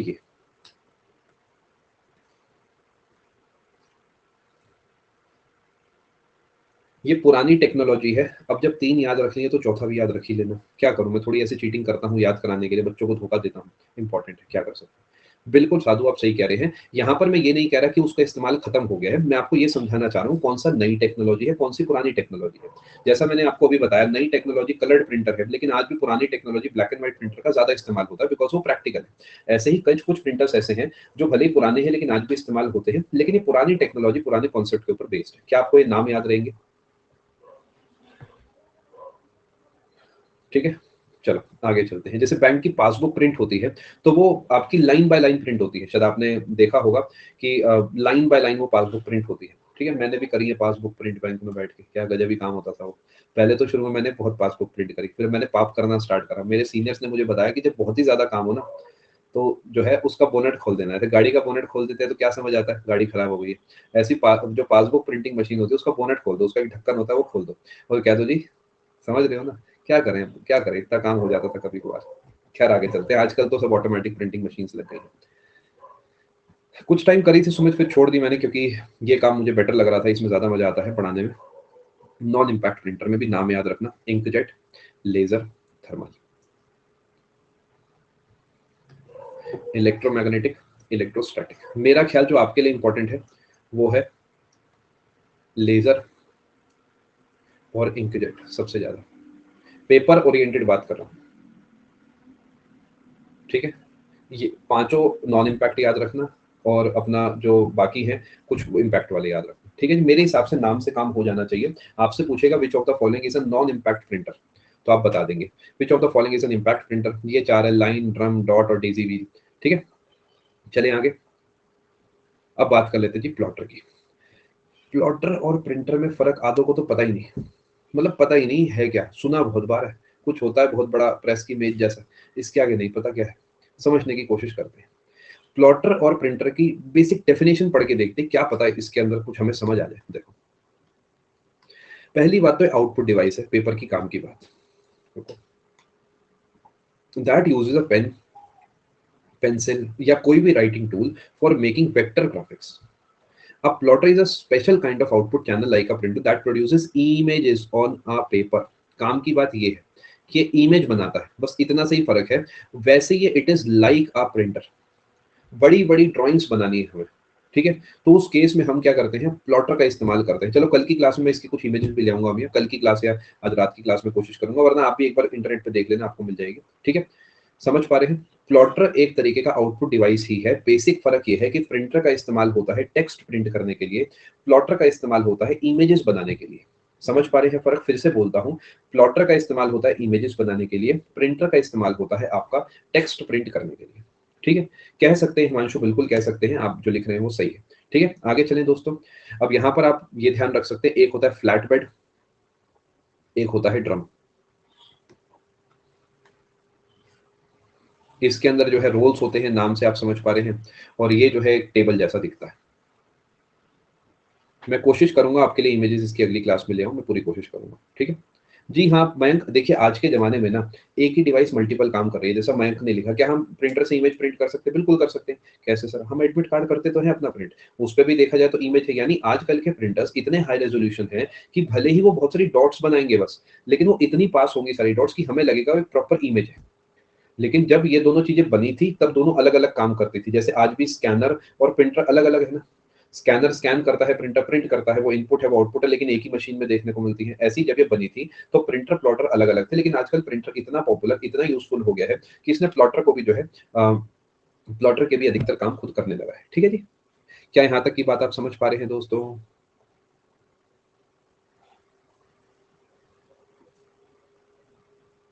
अभी देखता हूँ प्रियंशी आपका क्या डाउट है। यहाँ तक की बात अगर आप समझ पा रहे हैं तो बहुत अच्छी बात है जी, आगे चलते हैं। अब कुछ नहीं बचा इस सेशन में, फटाफट करा दूंगा पूरा, चिंता मत करो। स्पीकर क्या है? अरे रिवीजन करा देंगे करा देंगे, काहे चिंता करते हो। एक काम करो, चलो सुनो मेरी बात, ये तीन तो बता दूं, स्पीकर और हेडफोन और प्रोजेक्टर, बस तीन। ये इनपुट आउटपुट बाद में बताऊंगा, मुझे पता है थोड़ा बेकार सा है, ठीक है। स्पीकर, एक काम करता हूँ अभी के लिए मैं आपको स्पीकर, हेडफोन और प्रोजेक्टर बताता हूँ। रात को 10 बजे वाली क्लास की शुरुआत में रिवीजन करा दूंगा, ये तो फेयर एनफ है। मुझे पता है आपको ये है कि सर ये बताने के बाद रिवीजन कराओगे तो टाइम बहुत हो जाएगा, क्योंकि अभी 4-5 घंटे बाद ही क्लास है। अभी के लिए ये तीन सुन लो, रिवीजन पहले कराऊंगा, फिर इसके आगे का कंटेंट कराऊंगा, ये तो ठीक है। चलो कोई बात नहीं आस्था, बस थोड़ा आस्था से पढ़ाई करेंगे तो अगली बार ऐसा नहीं होगा, ठीक है। स्पीकर की बात करता हूँ, तो सही हुआ मैं नया टीचर नहीं हुआ ना, आस्था के कमेंट से तो मेरा कॉन्फिडेंस ही लो हो जाता। सोचो कि मेरा नया बैच होता कोई जिंदगी में पहला, वो बच्चा कह रहा सर क्या पढ़ाया आपने, बढ़िया नींद आई मुझे। लेकिन मैं पुराना टीचर हूँ, कोई टेंशन की बात नहीं। देखो स्पीकर आप जानते हैं क्या करता है, स्पीकर आउटपुट देता है, हमें आवाज देता है। हेडफोन क्या करते हैं? हेडफोन, हेडफोन ईयरफोन में फर्क पता है ना? ईयरफोन जो आप कानों के अंदर लगाते हैं, हेडफोन जो आप ऐसे बड़े वाले पहनते हैं। ईयरफोन छोटे वाले हो गए, फॉर एग्जांपल ईयरफोन हो गए, क्योंकि मैं इस ईयर के अंदर लगा रहा हूँ। हेडफोन अभी मेरे पास रखे नहीं है, जमीन पे पड़े हैं दूर कोने में, उसे मैं उठाने की अभी शक्ति मुझे बची नहीं है। हेडफोन जो है यहाँ पर आप पूरे हेड के ऊपर घूम के आते हैं, बस इतना से ही फर्क है। दोनों आउटपुट डिवाइसेस हैं, क्योंकि आपको ये आउटपुट दे रहे हैं, ठीक है जी। आगे चलते हैं। प्रोजेक्टर क्या होता है? प्रोजेक्टर भी मैं चलो आपको अगली क्लास में समझाता हूँ, ये तो ठीक है, नहीं नहीं इसी क्लास में समझाऊंगा, ऐसी गंदी बातें नहीं करनी, सुन के जाओ।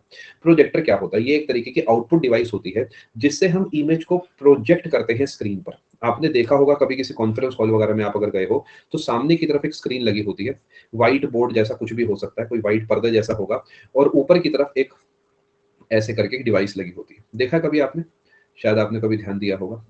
इससे रेज निकलती है और इसकी स्क्रीन पर जाके इससे रेज जो है पड़ती है, इस तरीके कुछ रेस निकलते हैं। और जो भी आप अपने कंप्यूटर में, अब इस प्रोजेक्टर की एक तार जो है आपके कंप्यूटर से जुड़ी होती है, जो भी आप अपनी स्क्रीन पर चलाएंगे वो आपको स्क्रीन पर दिखेगी। प्रेजेंटेशंस में इसका इस्तेमाल करा जाता है। सिनेमा हॉल, राकेश ने एक बहुत अच्छा एग्जांपल दिया, सिनेमा हॉल में भी एक तरीके का प्रोजेक्टर ही होता है, ये इमेज को प्रोजेक्ट करता है। प्रोजेक्ट, सेमिनार हॉल, सब जगह प्रोजेक्टर्स का इस्तेमाल होता है, ठीक है जी।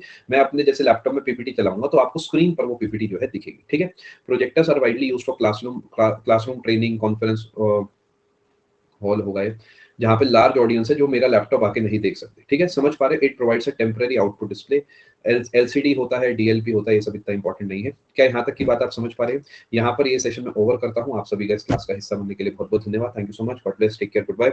मैं जानता हूँ मैं आपको थोड़ा सा पुश कर रहा हूँ, ऐसा इसलिए कर रहा हूँ क्योंकि इस कोर्स को मुझे पंचवर्षीय योजना नहीं बनाना है। दिस इज जस्ट क्वालिफाइंग, उतनी ही मेहनत कराऊंगा, ठीक है।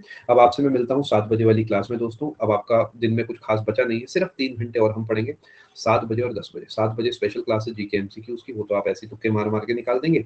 10 बजे वाली क्लास आस्था की तरह या तो सोते हुए निकाल देंगे या फिर थोड़ा सा क्लास में ध्यान देंगे, है ना भैया?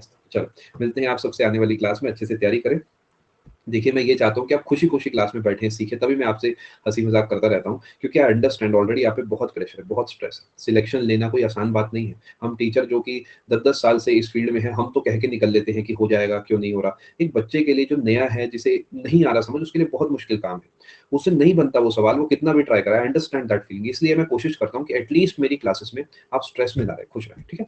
चलो ख्याल रखिए अपना, अच्छे से तैयारी करें। Thank you so much, God bless, take care, good bye. मिलते हैं आप सभी से 7 बजे। बहुत-बहुत शुक्रिया आप सभी का आने के लिए। कल का क्लास की एक स्लाइड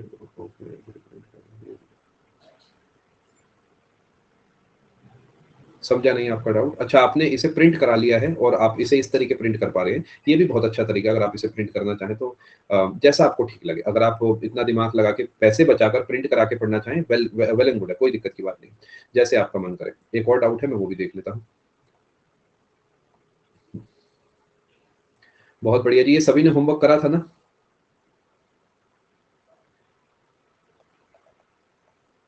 2002? मेरे को तो मैं बाबा आदम का लगने लगा हूँ आप सबकी डेट ऑफ बर्थ देख के। इस उम्र के भी लोग होते हैं? अरे यार क्या कर रहे हो यहाँ? खाओ पियो यार, पार्क में जाओ, मिट्टी में लोटो, जाओ खेलो फुटबॉल। ये किस लाइन में आ गए आप? नहीं होना सीरियस नोट, बहुत अच्छी बात है, आपने समय से तैयारी शुरू करी है। कोशिश करिएगा 21-22 तक आप सेटल हो जाइएगा, क्योंकि अब पता है क्या होगा, पीयूष, जब आप रिटायर होगे ना तो बहुत बड़ी पोस्ट से रिटायर होगे, और मान लो आप लग गए 23-24 साल में भी, तो 8 साल होंगे यूपीएससी के। बनी तो बनी, नहीं तो अब्दुल घनी। यानी आपके पास खोने को कुछ नहीं होगा, तो बस आप ऐसी मेहनत करते रहें। अच्छी बात है, आप लोग टाइम से 2004 वाले भी हैं, बस अब मुझे शर्मिंदा मत करो। अच्छा जी, बहुत बढ़िया। डाउट्स के लिए मुझे क्लास जो है डेडिकेट करनी ही पड़ेगी, मुझे ऐसा लग रहा है। श्वेता का डाउट, अच्छा पिछली क्लास में भी आपका डाउट मैंने खोला था और रह गया। एक क्लास में कोशिश करता हूँ कल या फिर आने वाले समय में, एक क्लास में जैसे जैसे कभी बार करता हूँ ना, 1 घंटा प्रॉपर डाउट्स दे दी, वैसा कुछ करता हूँ।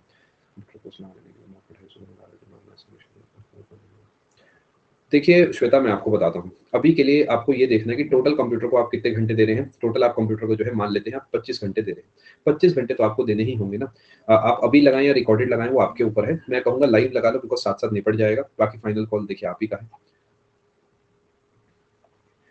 नहीं Rahul, actually coloured OMR scanners भी आते होंगे, बट जनरली ब्लैक ना सबसे क्लियर होता है, because black on white is best. आप जानते हैं ना कि व्हाइट और ब्लैक में कंप्यूटर के लिए फर्क देखना सबसे आसान होता है। इस वजह से मुझे लगता है कि वो ब्लैक से ही गोला मारने को हम लोग को कहते होंगे।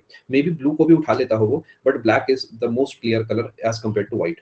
एक्चुअली ब्लैक के साथ येलो सबसे क्लियर होता है, बट शीट क्योंकि व्हाइट होती है तो उसमें ब्लैक अच्छा चल जाता है। जो जाना चाहे जा सकता है जी, टाइम ऊपर हो गया, मैं भी चाय पी लेता हूँ। आप भी जो है थोड़ा आराम कर लीजिए, बहुत चाय हो गई आज सुबह से। ठीक है, हाँ ठीक है। 30 plus 27 plus general studies. What's a completed promotional batch? Are you in the class right now?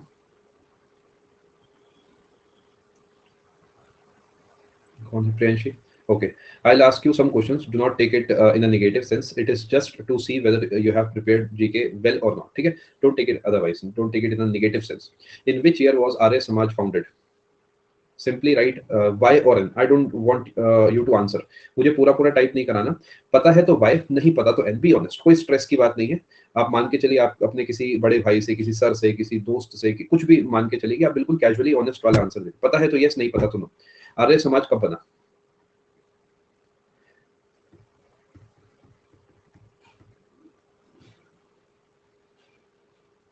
ठीक है, अब आप मुझे बताइए कि वो कौन से सेल्स होते हैं जिसमें फैट स्टोर होता है? वाई और एन, मुझे ऐसा नहीं है कि आप टाइप ही करके मुझे दे दें। एडिपोस टिश्यूज का आंसर होगा, एडिपोसाइट्स। अगला सवाल मुझे आप बताएं कि डोकलाम प्लेट्यू हमारे कौन से राज्य के सबसे करीब हो सकता है? Doklam plateau, Chumbi valley? No, ठीक है। अब आप मुझे बताएं कि एल्डिहाइड का फंक्शनल ग्रुप क्या होता है? ऑप्शंस हैं OH, CHO, CO, NO, NH2। Be honest. OH गलत जवाब, CHO। ठीक है, again don't take it in the negative sense. एक और सवाल, आप मुझे बताएं कि टोटल इंटरनल रिफ्लेक्शन के लिए जो सोर्स ऑफ लाइट है वो कौन से मीडियम में होगा? डेंसर, रेयरर, एनी और नन?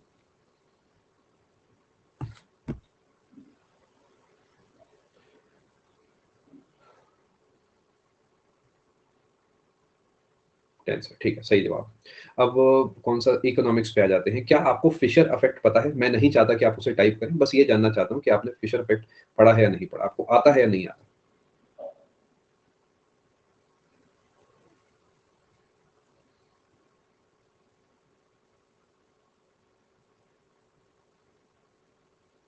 क्या आपको फिलिप्स कर्व पता है कौन सी दो चीजों के बीच में होता है? बस यस या नो, ज्यादा स्ट्रेस नहीं लेना। क्या आपको लॉरेंस कर्व पता है किस चीज में डील करता है?